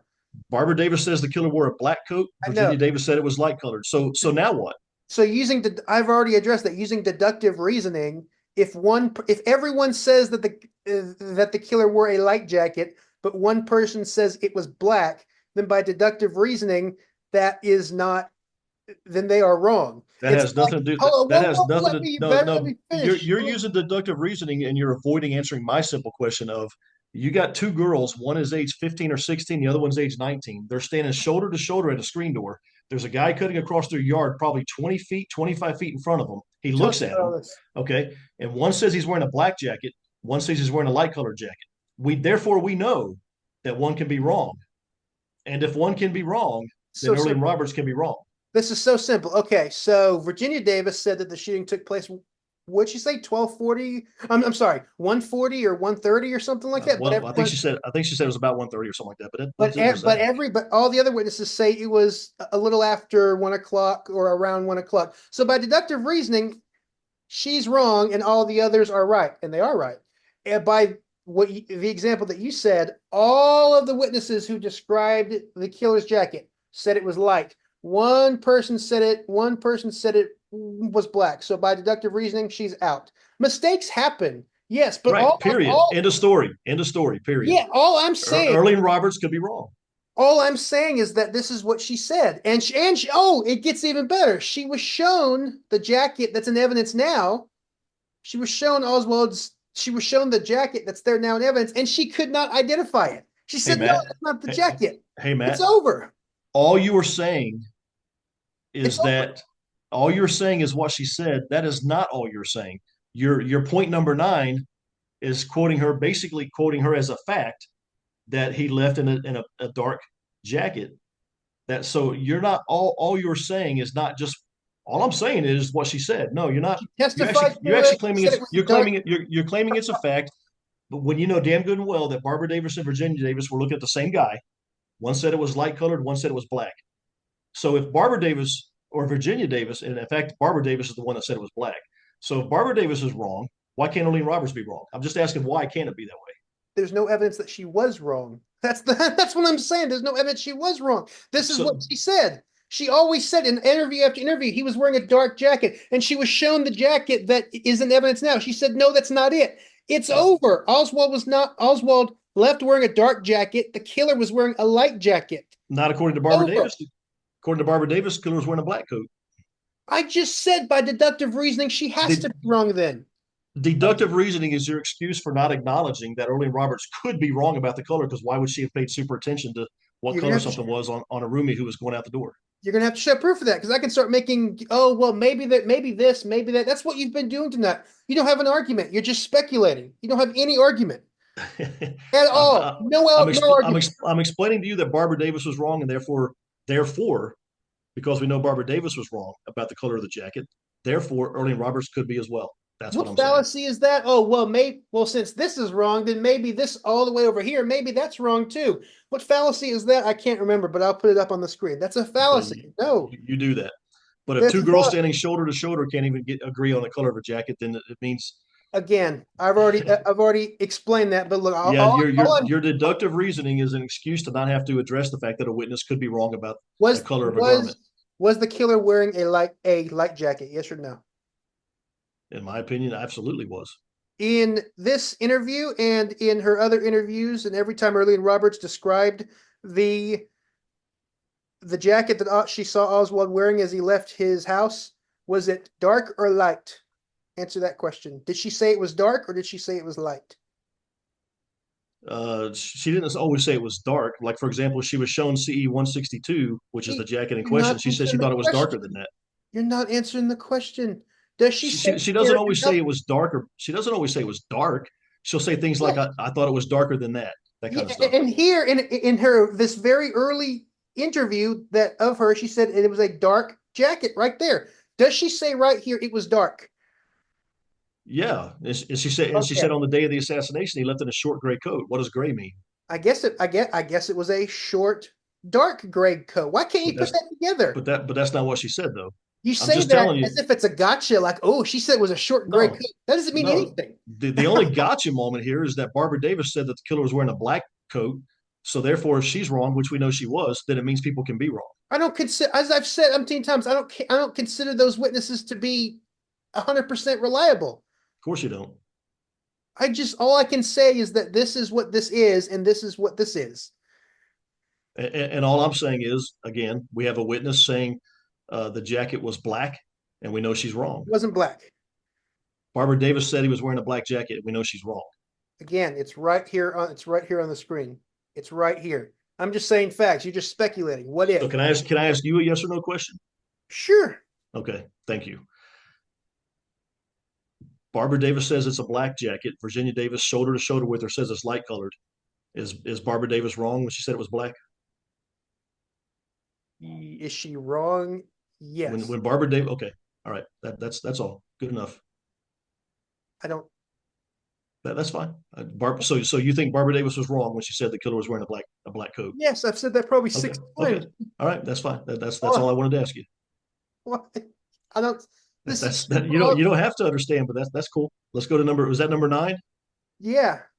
Okay, so go back to the number. Look, go back to it. And I'll tell you exactly if I agree with it or not. I forgot what it was. Okay, the killer wore a light shirt and a light jacket. Yet Oswald was wearing a dark shirt and a dark jacket. I will agree with that only in the sense that Oswald wearing a dark shirt and dark jacket because that's what Erling Roberts said when he went out the door. That's Yes. the only way that I'll agree with that. That makes it even. But it's That's the got to be same thing. qualified that the statement's coming from Erling Roberts, and it doesn't mean it's a fact. I'll It's change just that coming right from her. now. That still doesn't change anything. So therefore, if I said, yeah, Oswald was wearing a dark shirt according to what he was wearing, and a dark jacket according to his housekeeper, would you agree Right, with right. Yes, I will agree with that. even, I can agree with the obvious. I'm just even telling though you that if Barbara Davis was wrong, which you said she was, then Erling Roberts can be wrong. there's no evidence So that Erlene Roberts is wrong, though. There's no evidence that she is wrong. You're just there doesn't have to be evidence that someone is wrong. why If a would convenient why would she be if wrong? someone comes in and robs a convenience store with no security cameras and it's 2 a.m. and there's no one in the store except the one clerk. That one clerk can be mistaken about what the guy was wearing. It happens. In fact, I bet you it happens 50% of the time. So yet again, even though it says right here, even though she said right here that Oswald was wearing a dark jacket, you just for no reason you say, well, maybe she was mistaken. The reason we say that is because you're trying to get Oswald to be a cop killer. you're trying to Yeah, make you're trying to make this work. So you're doing somersaults and saying no, she no, must be mistaken. because It's I have eyewitnesses at the scene telling me it was Oswald in a light colored jacket. yes, exactly. Exactly. I agree. But they're telling me it was Oswald. I'm not just trying to jump through hoops to get it to be Oswald. They're telling me it's Oswald. They're We already going, talked about that. okay, We well, already talked there about are that. witnesses who said it was Oswald at 10th and Patton wearing a light colored jacket. So Right. that tells me, by your deductive reasoning Yes or theory, no? that tells me that using deductive reasoning, that Earlene Roberts was wrong when she said it was dark. Yes or Because no? I have witnesses at 10th and Patton telling me it was light and that it was Oswald. Okay, yes or no? Did Earlene Roberts identify the jacket that's in evidence now as the No, jacket she saw Oswald? no, Okay, she said, if I remember right, she said she thought it was darker than that one. so she can't identify it. Right. Okay, thank you for thank you. Fact number 10, the last one. The killer put his hands on Tippett's car. Fingerprints were lifted, and they did not match Oswald. I mean, they're the fingerprints. They don't match Oswald. Should be a slam dunk, but How and do you, let me ask you a question. and cue the spin. Okay. Number one, we have two people telling us that the killer touched the car. No, All right. wrong, wrong. It's three people. Who's the third? James Archer. When did he say this? When he was interviewed by researcher Carl Henry, And when was that? 1988. Yeah. Okay. I rest my That's why case. you have to go. We have we have two people telling us That's why you have to that go out and research. Okay, go on. we have no. If we're going to listen to people 25 years later, then Birch Burroughs sold popcorn to Lee Harvey Oswald at the Texas Theater. We know that didn't happen. Come on, tell me you know that. But anyway, You already we talked have about two people. We have two people. What's that? three people.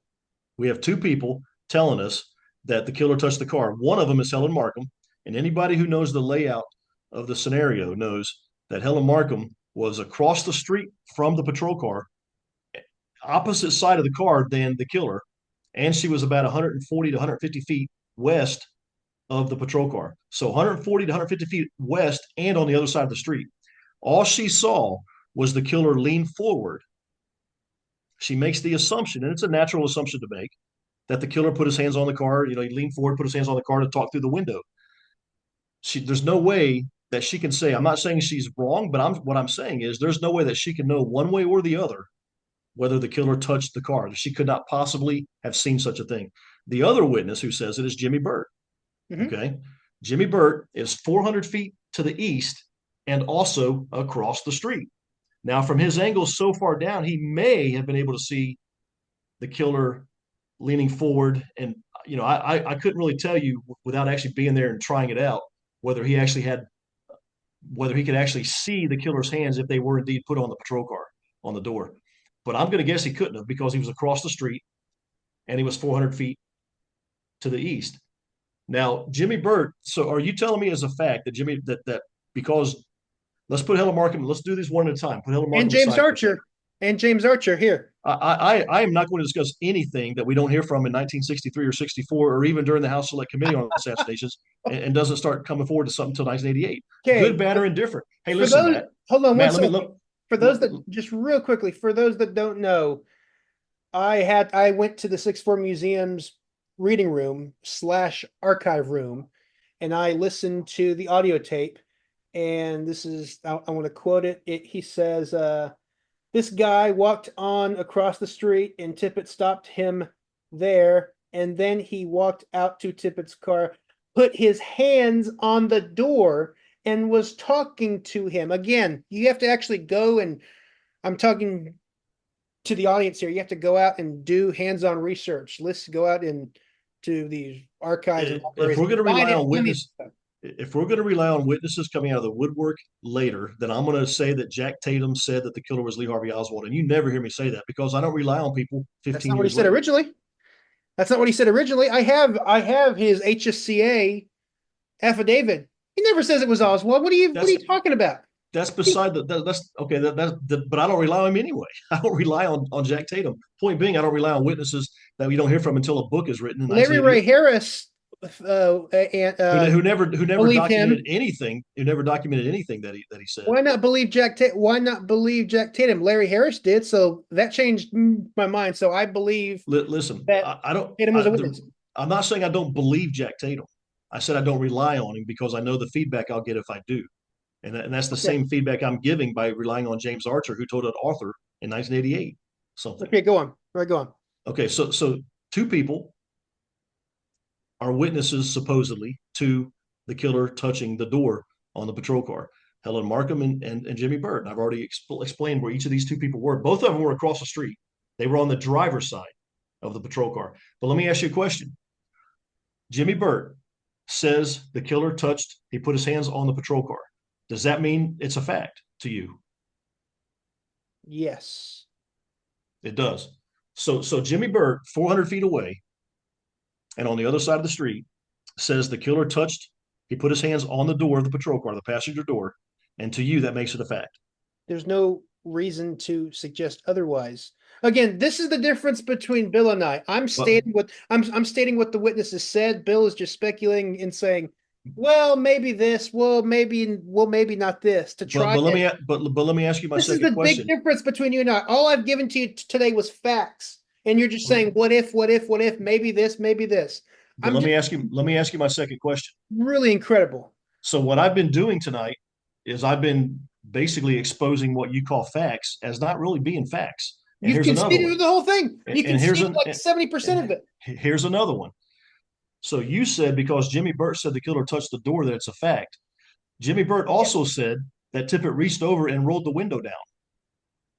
That's a fact that Jimmy Burt says it, and we know that that's not the case He because never said he rolled. He the said he window, rolled the window down.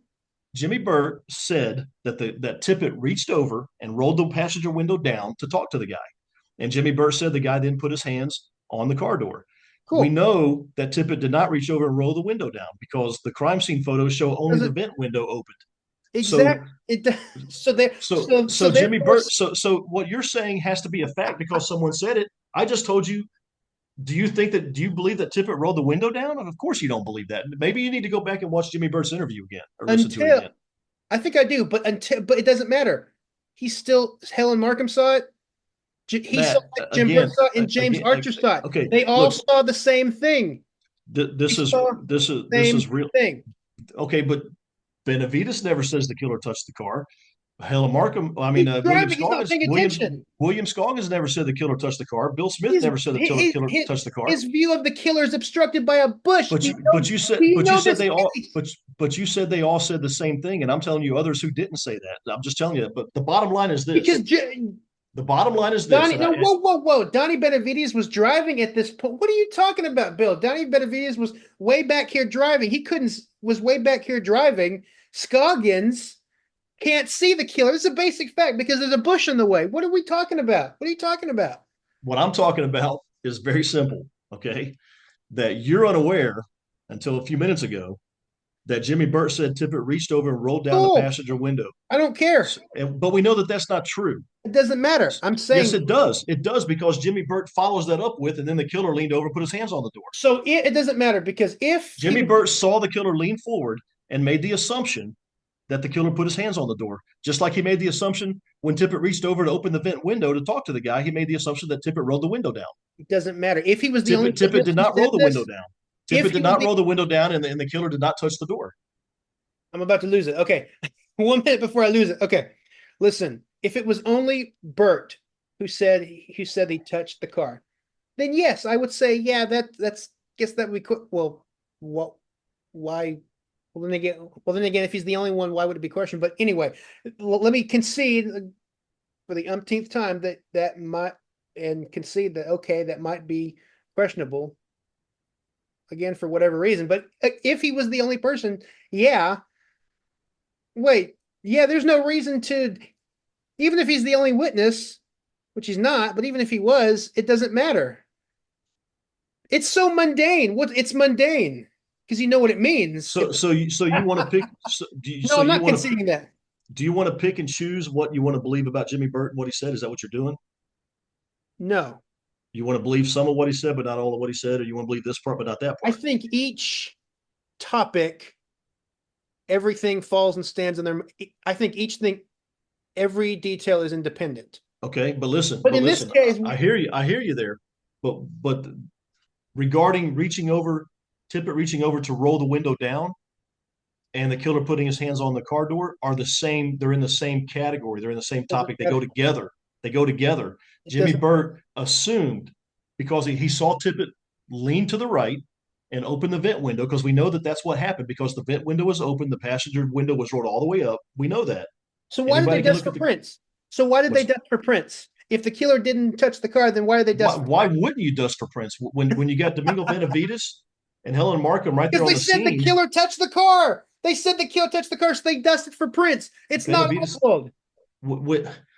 when you have witnesses telling you where the shooter was standing, you're going to dust the car for prints. Why wouldn't you? It's good police work. It's in fact, it would be ridiculous if they didn't, whether or not anybody told them the killer touched the car. Wasn't the reason that they dusted because the the witnesses told them that they touched the car? Helen Markham, because she made the assumption that that's what the killer Exactly. did. She made it, Exactly. Matt. There's no way you know where Markham was standing. You know where the patrol car was. Anybody can go to 10th and Patton and stand where Markham was and park your car where Tippett's patrol car was parked. You have no way of knowing, none, zero, if the killer touched the car. She saw him lean forward to talk through the open vent window, and she's assuming he put his hands on the door. There's no way she could have seen that one way or the other.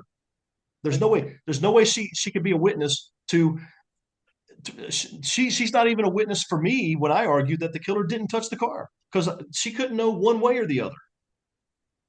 There's Again, no way she can see it. I all can't I'm be any more doing clear than is that. Markham couldn't see it from her position, and you want to believe Jimmy Burt, but Jimmy Burt said that Tippett rolled the window down. So doesn't now matter you're picking and choosing what you want to believe about Jimmy Burt. It's nonsense. because every detail is independent. That's why every detail is independent. You actually accused me of cherry picking about a half an hour ago, and that's exactly what you're. Even though I No, wasn't, it's not. but that No, is no, exactly what whoa, you're whoa, doing. whoa, whoa. No, no, no, no, no, no. It's not.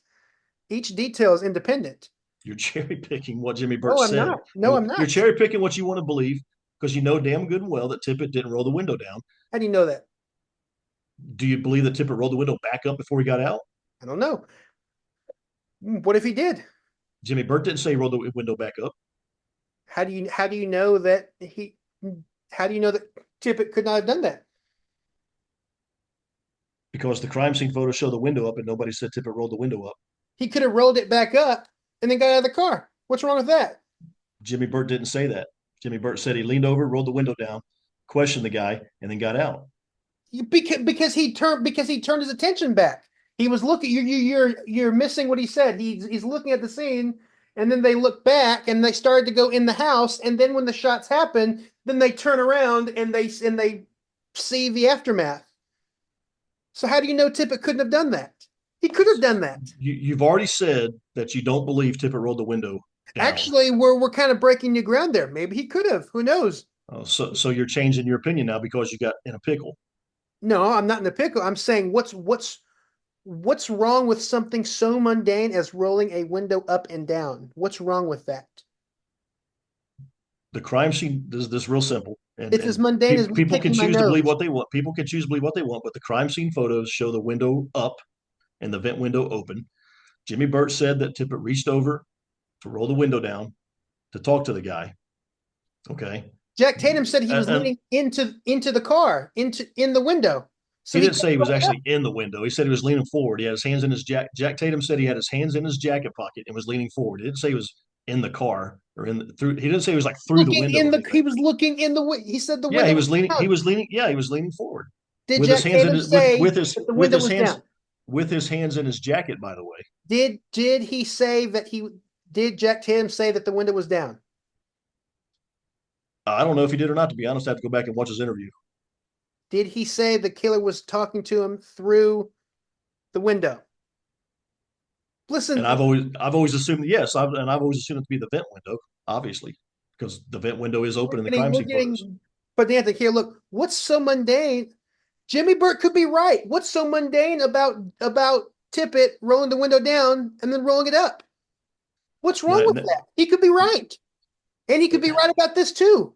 What's wrong with that?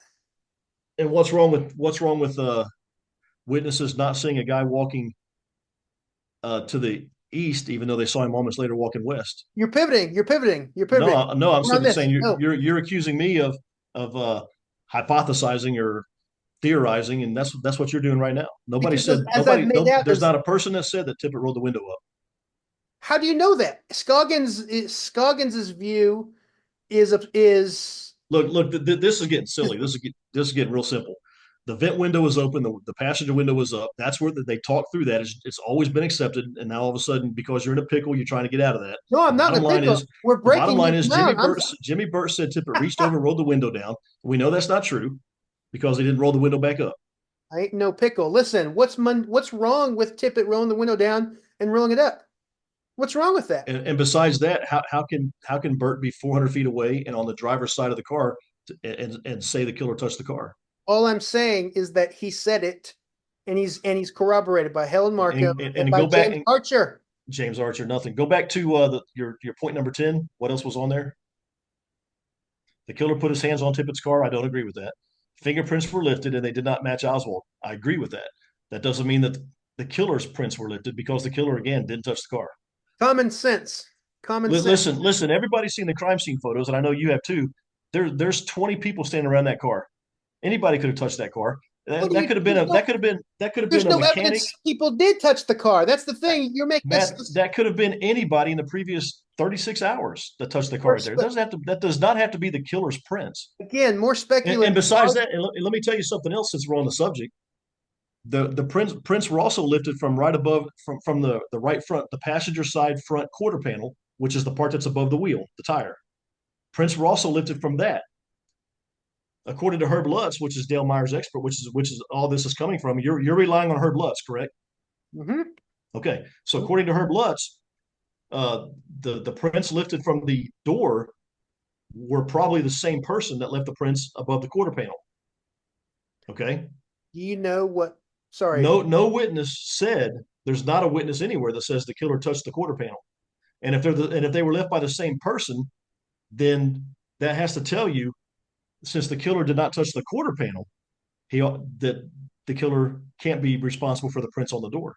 Again, we're just getting pedantic now. Well, I mean, do you want to address that? Do you want to address that or not? You don't have to. This is just all I'm doing is stating that 3 witnesses saw the man touch the car in some way, in whatever way, and that fingerprints were lifted and they did not match Oswald.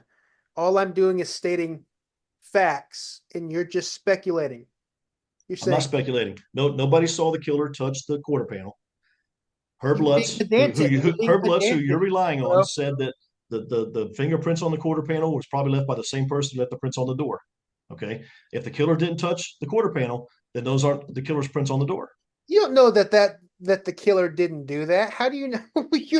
Why are you saying that he did? There's nobody that says the killer touched the quarter. Why would the killer have touched the quarter panel? Why? Are you aware of do you see how this whole thing is a smear?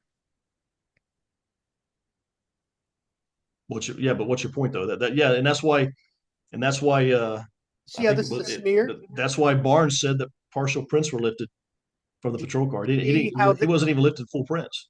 Okay, so you're looking at how there's a smear right here, right? A smear. Mm-hmm. Do you remember what Helen Markham said the killer did?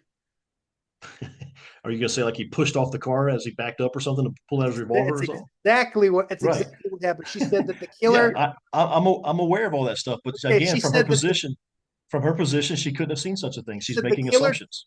She said that the killer and Tippett were talking. Something was said, and then the killer took 2 quick steps back up onto the sidewalk. So she says he touched the car. If you're touching the car and then you jump back, it's going to smear. And damn, look at what we have right here. We have a smear. and these prints do not match Oswald. So common sense says these are the killer's prints. No, those could be. It's a fact. Those could be anybody's prints. They don't have to be the killer's. And also, again, the prints on the door were most likely left by the same person as the prints on the quarter panel. Nobody saw the killer touch the quarter panel. Why would he have touched the quarter panel? Would make no sense for the guy to touch the quarter panel. And if we know the killer didn't touch the quarter panel, then the prints on the door are also not the killer's because they're both left by the same person, according to Herb Lutz, who said they probably were the same person. So if we were to go back again, you and Myers and Lone Nutters can sheepishly say that, oh, it doesn't mean anything. It could be anyone's prints, but this is just something to think about. I think this is perhaps a big smoking gun. Yeah. So regarding your point number 10, I do not agree with that. If that's basically what you're asking, I don't Whoa, agree whoa, with that. whoa, whoa, whoa, whoa. You don't agree with the first part. So if I were to reword it as, even if I were to reword it, it I don't sounds, agree with the first. I don't agree with the first part. The second part is true. just a second, listen, even if I were to reword it, the point stays the exact same. Witnesses said the killer, so two words, witnesses said the killer put his hands on Tippett's car, fingerprints were lifted, and they do not match Oswald. You agree with that? Yeah, I have to agree with that. Boom. There we go. There But it that, is. but that's not what your fact number 10 There says. it is. Well, we can change it. Easy. Yeah, witness changes to witnesses said, and yeah, that's true. It doesn't change the fact. The killer put his hands on Tippett's car. How do we know that? Because the witnesses said it. But he said that Tippett rolled the window down. He didn't roll the window down. What's wrong with Tippett rolling the window down? That's He mundane. didn't. He didn't do it, Matt. And you know he Look, didn't do it. so look. And as a matter of fact, 10 minutes ago, you didn't believe he did it either. Do You're you only agree saying with it this? now. You're only saying it now to get out of, like I said, to No, get I'm out of not the trying pickle to get that out of it. I realized what's wrong. What's wrong with that? It's mundane. How quick does it take to roll a window up and down? 2 seconds, if that. It's mundane. those, you're unaware of cars in No, 1963. no, no. I remember. It would have from the driver's seat reaching over, roll that window. It would have taken 8 or 10 seconds. It doesn't matter. Look, you can see it doesn't matter. Both can be right. Bert can be correct, which he is correct that the killer put his hands on his car, and he could also be right about Tippett rolling the window up and down. There's nothing mundane about rolling a window up and down. Therefore, Oswald did it. Oh, there's our evidence. No, come on, Bill. Listen. Okay, so you agree with this. Witnesses said, well, witnesses said the killer put his hands on Tippett's car. The point doesn't change. It's the same. Now the Fingerprint, point changes entirely fingerprint. because I wouldn't agree with it the other way, but now that you say it that way, then I have to agree with it because Well, then, there are two witnesses who did say it. Yes. if there were no witnesses, then nothing would. Everything. And there's also no guarantee. And there's also no guarantee. Maybe but hold on. Maybe the killer did touch the car, but the wait, prints that were lifted were not the wait. killers. Can any of this take place without witnesses? Sure. Yes, it can. Let me rephrase that. Could we know any of these details without any witnesses? No, obviously you need witnesses to know the details. Exactly. So it doesn't matter. It doesn't matter. The witnesses said, okay, we're done. We're done. You conceded that. So But there's one last thing I want to talk to you about that we talked about the sure. other night, and that is Oswald leaving the rooming house and ending up in the theater. What can we spend like about 8 minutes on this and explain to me? Minutes? Have we Well, talked about this? I mean, altogether 8 minutes, but explain to me your theory on Oswald leaving the rooming house and how he ended up in the Texas theater. What? That's not what this is. How do I No, think? I know. Yeah, your 10 points are done, but the other night when we talked on the phone, we went one step further, and I just wanted to go back to that for a second. Sure. What is if you don't mind, what is your theory on Oswald leaving the rooming house and how he ended up at the theater? I just think I have no idea, but I mean, I've already proven, and it's been proven for 61 years that Oswald, or 60 years, that this time doesn't work and the ballistics is a mess. And I don't think that matters. You're shifting the burden of proof where I'm supposed to. No. Yes. This is completely unrelated to your 10 facts. Completely I unrelated. know, but I'm just saying you're shifting the burden of proof. I don't have No, I'm to. just asking you what your theory is. I mean, if I understand, I don't want to put words in your mouth. If I understand right, you have Oswald walking out of the rooming house, turning right, in other words, heading up to the intersection of Beckley and Zhang's. So whoa. So you concede that Oswald went right, No, I'm not conceding. and, I'm and asking. I'm asking you for you your don't agree theory. with it? Wait. Do you agree when Oswald left his rooming house? Did he go right or left?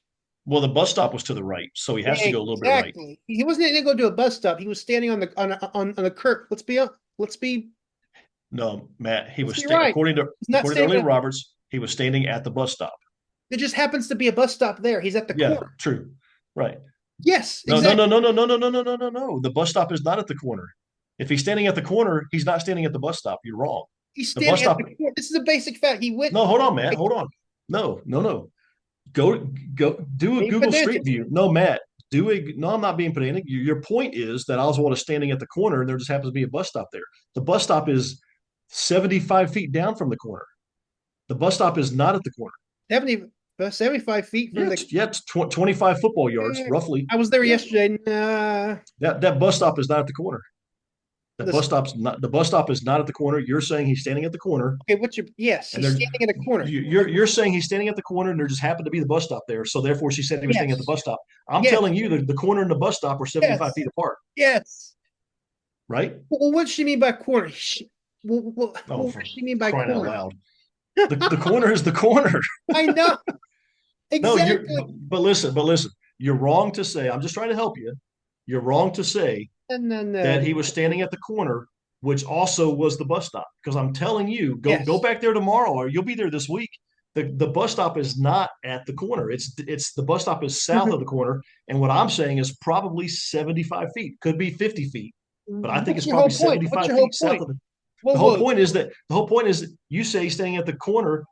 Your point is he's staying at the corner, not the bus stop. There just happened to be a bus stop there. I'm telling you, no, they're two different places. The bus stop is 75 feet south of the corner. What's wrong?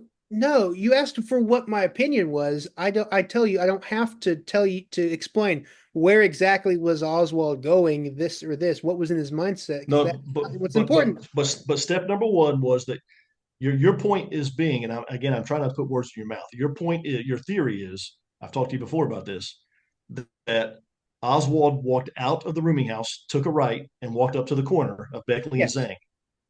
And I said no. Earlene Roberts said that he was standing at the bus stop. And you're like, yeah, but that he went to the corner and that's where the bus stop is. That's that bus stop. And I'm telling you, the bus stop is not at the corner. it doesn't. Just do What any does that have to no do with anything? That doesn't have anything to do with anything. what you said was wrong. He was standing at the bus stop. He was It not doesn't standing at the matter. corner. You want him at the corner so he could get picked up by somebody. He can He still wasn't get standing at the picked up corner. even if he's at the bus stop. Okay, that's true. That's true, but that's not what you're saying. You're saying he was standing at the corner. That's what you said. Corner is a loose term. It's a loose Oh, term. not if it's 75 feet away. Okay, but anyway, so now you have him at the corner, even though now you realize that you can do, Matt, when we're done with this, do a Google Street View, type in 1026 North Beckley and look at the bus stop. It's not at the corner. And the bus It stop is the doesn't. same. Well, It's not at the corner. All right. that, So forget the because word they corner. can't have the bus stop at the corner because the What's your bus is going to point? be. What is your point? What is your My point is that you're refusing to accept the fact that Earlene Roberts has him at the bus stop. You're trying to have him at the corner based on what she said. doesn't matter. It doesn't matter. It He's at totally the bus matters. stop corner. You're using Doesn't what she matter. says. You're using what she said to place him at the corner. She didn't say he was at the corner. She said he was at the bus stop. And I then have when I tell you that, then you say, well, the bus stop and the corner are the same thing. No, they're not. I say 75 feet. I could be wrong on that. I haven't measured it. To be safe, let's say 40 or 50 feet. It still is a long way from the corner. The bus stop is not at the corner. Now, but besides all that, so I'm honest. I'm sincerely asking you, are you saying, is it your opinion? I know you don't have any proof of it. I'm not asking you to prove it, obviously. Are you saying that he caught a ride to the theater? Or is that what you're saying to me to handle it? Because you said it to me the other night. that is a possibility. Yeah. So, but is it your opinion or is it your theory? Because I think you actually said the other night that's what you believe. I don't like to. But I'm not trying to put words in your mouth. So that's why I'm trying to ask if that's what you believe or not. I I don't really know how to answer that because I mean that's a possibility. I don't like to theorize, but that's a possibility. I just showed through this. What are we? 3 hours in that, and we're almost done. Thank God. What are Yeah. we? 3 hours in that I've blasted gigantic holes that all these other minute details don't even matter. Therefore, don't matter. So it's like Where was What was Oswald thinking? Where was he stand? Why was he standing here? Why was he did that doesn't matter. None of that matters. But Then what, if it doesn't matter, then why are you making it a point to say he was at the corner instead of the bus stop? I didn't make that corner. You did. I You didn't did make make that that point. point. You're You having me say corner over and over. Go ahead. What? you made it a point to, because when I said Early and Roberts said he was at the bus stop, and you made it a point you made it a point to say it was the corner. It's just a figure of speech. Corner, outside, near the bus stop, Okay. near the bus stop. It Okay. doesn't matter. I don't see Okay. what you're trying to do. Okay. He's Well, no, outside. I'm just trying to get your theory. So somebody picks him up and drives him down Zang, Yeah, which almost goes straight to the Texas Theater, almost. exactly. That's what you're saying happened. It's like a minute and a half drive. Yeah, Right. easy, Okay. simple. So and then, but they took him. Where did the driver take him? Take him to Zhang and Jefferson, and he gets off in the passenger side. So And, why would they let him off and at then the Johnny Brewer corner? sees him a few seconds later. Oh yeah, but my point is that, at least what you told me the other night, and again, I'm not trying to put words in your mouth, but you're forcing me to now. The other night you told me that Oswald was driven Could have from Beckley and Zang to the Texas Theater, but he was dropped off at Zang and Jefferson, which is a half a block west of the Texas Theater. Why would because you have to say this because you know he was seen at the shoe store by Johnny Brewer. Why wouldn't this conspirator who has to get the Patsy to the theater, or Oswald to the theater, simply take him to the theater? Why are they dropping him off 2/3 of a block west of the Texas Theater? I don't because understand why they would do that. we know where because then Johnny Brewer wouldn't have seen him. We're working from what we had. We're working from what we know. He was seen coming this way, so why can't he just be dropped off Okay. at the corner right All here? right. So you think it's perfectly normal for the handler or whoever is driving him to drop him off 2/3 of a block away from the meeting destination with his handler inside the theater? If he drops him off if he drops him off at the corner right here, it's like a minute walk. What are you talking about? He seemed Why like wouldn't they just why wouldn't they just drive him to the front of the theater entrance? I don't know. I Okay. don't All right. know. Okay. It's fine. Let's not. Now How now does that prove anything? no, I'm just so why do you believe Oswald's inside the theater to meet a handler? What makes you believe that? First of all, that's like saying, why did you park in the driveway and not the garage? It's such a moot, ridiculous thing to. What the hell Do are you you do talking you about? do you, do you believe Oswald was in the theater to meet a handler? Yes, go watch Okay. And why do our you first believe that? debate. And why do you believe that? I'm, No, I'm why? not, The 30 seconds. Why do you believe that? What makes you believe that? I believe that because of the way he was acting in the theater, how he was evidently looking for someone, and he never found who he was looking for. He was going seat to seat, and we talked about this in our first debate. So And he, what makes you say he was going seat to seat, how he was acting? What makes you say all that? You're talking about Jack Davis. yes, Okay. But what makes you say that he was going seat to seat looking for a handler? What makes you say that? What did Jack Davis say that makes you believe that? what he said, how Oswald was going. See, this is in our first debate. We're getting way off track. But what makes you believe that? I'm just asking you. Can you I laid explain it it out right in now? our we talked about it in our first debate. We're just we're just beating a dead horse.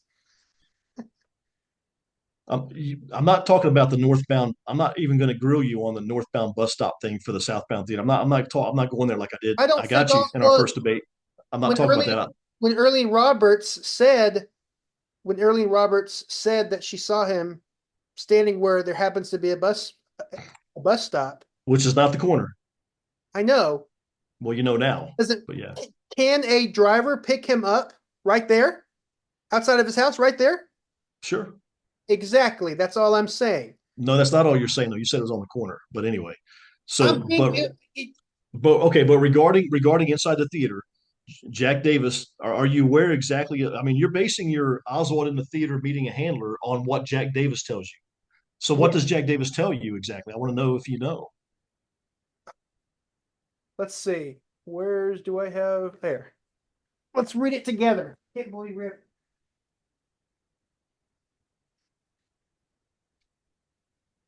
It was in Crossfire, right? Mm-hmm. Well, Why are you meeting? Why are you having me read this? This. it's on page 353 in my book of Crossfire. See if it's in yours. I have the hardback though, so maybe different. Okay, yeah, it is. Uh, The story of Oswald being in the Texas theater at the time of the Tippit shooting. Okay. Okay, Jack Davis. Jack Davis. Okay, it says Davis told this author that on the day of the assassination, he went to the Texas theater to see the war movies. The 18-year-old Davis found a seat in the right rear section of the theater and recalled seeing the opening credits of the film, which was only minutes past the 1 p.m. starting time for the featurette movie. So it already doesn't work, but okay. Yeah, The well, the starting time, first of all, was 1:20, not one.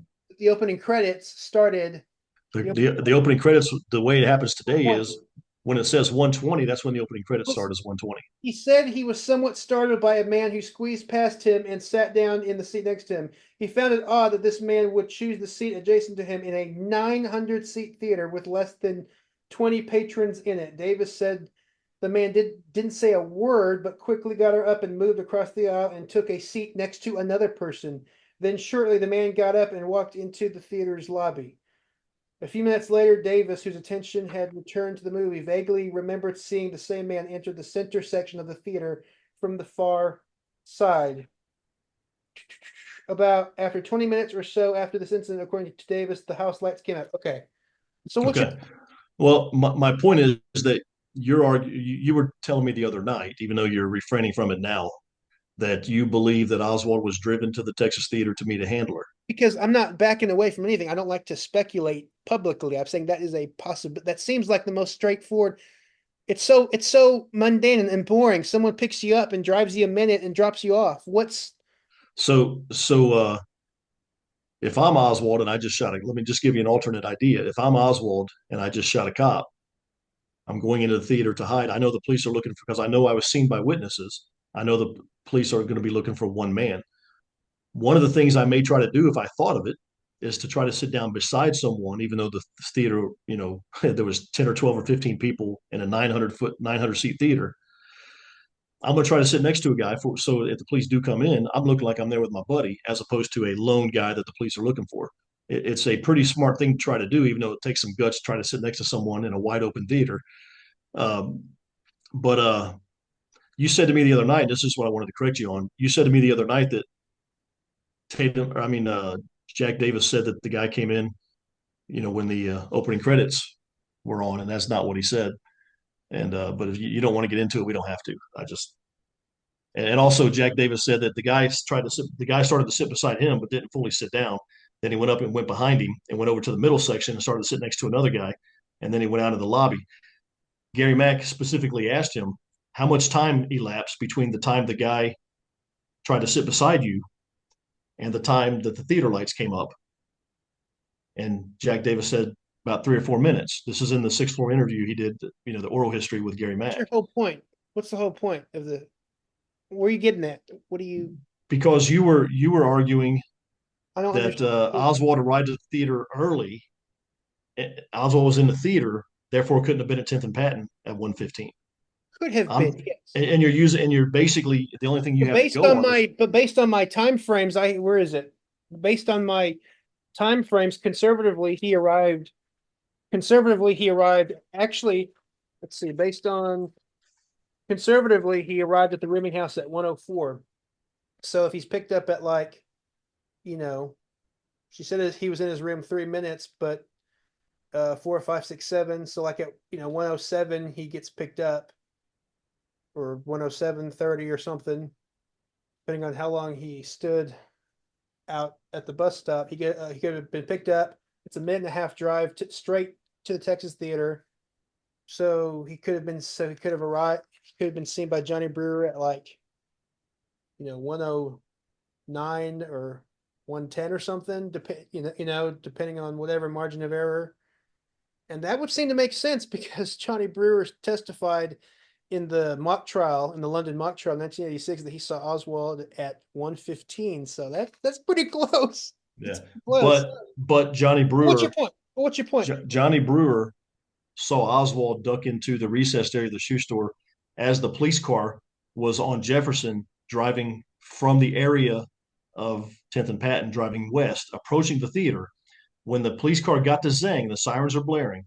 When the police car got to Zang, the police car did a U-turn. So this would be 2/3 of a block uh, west of the theater and about a third of the block west of the shoe store.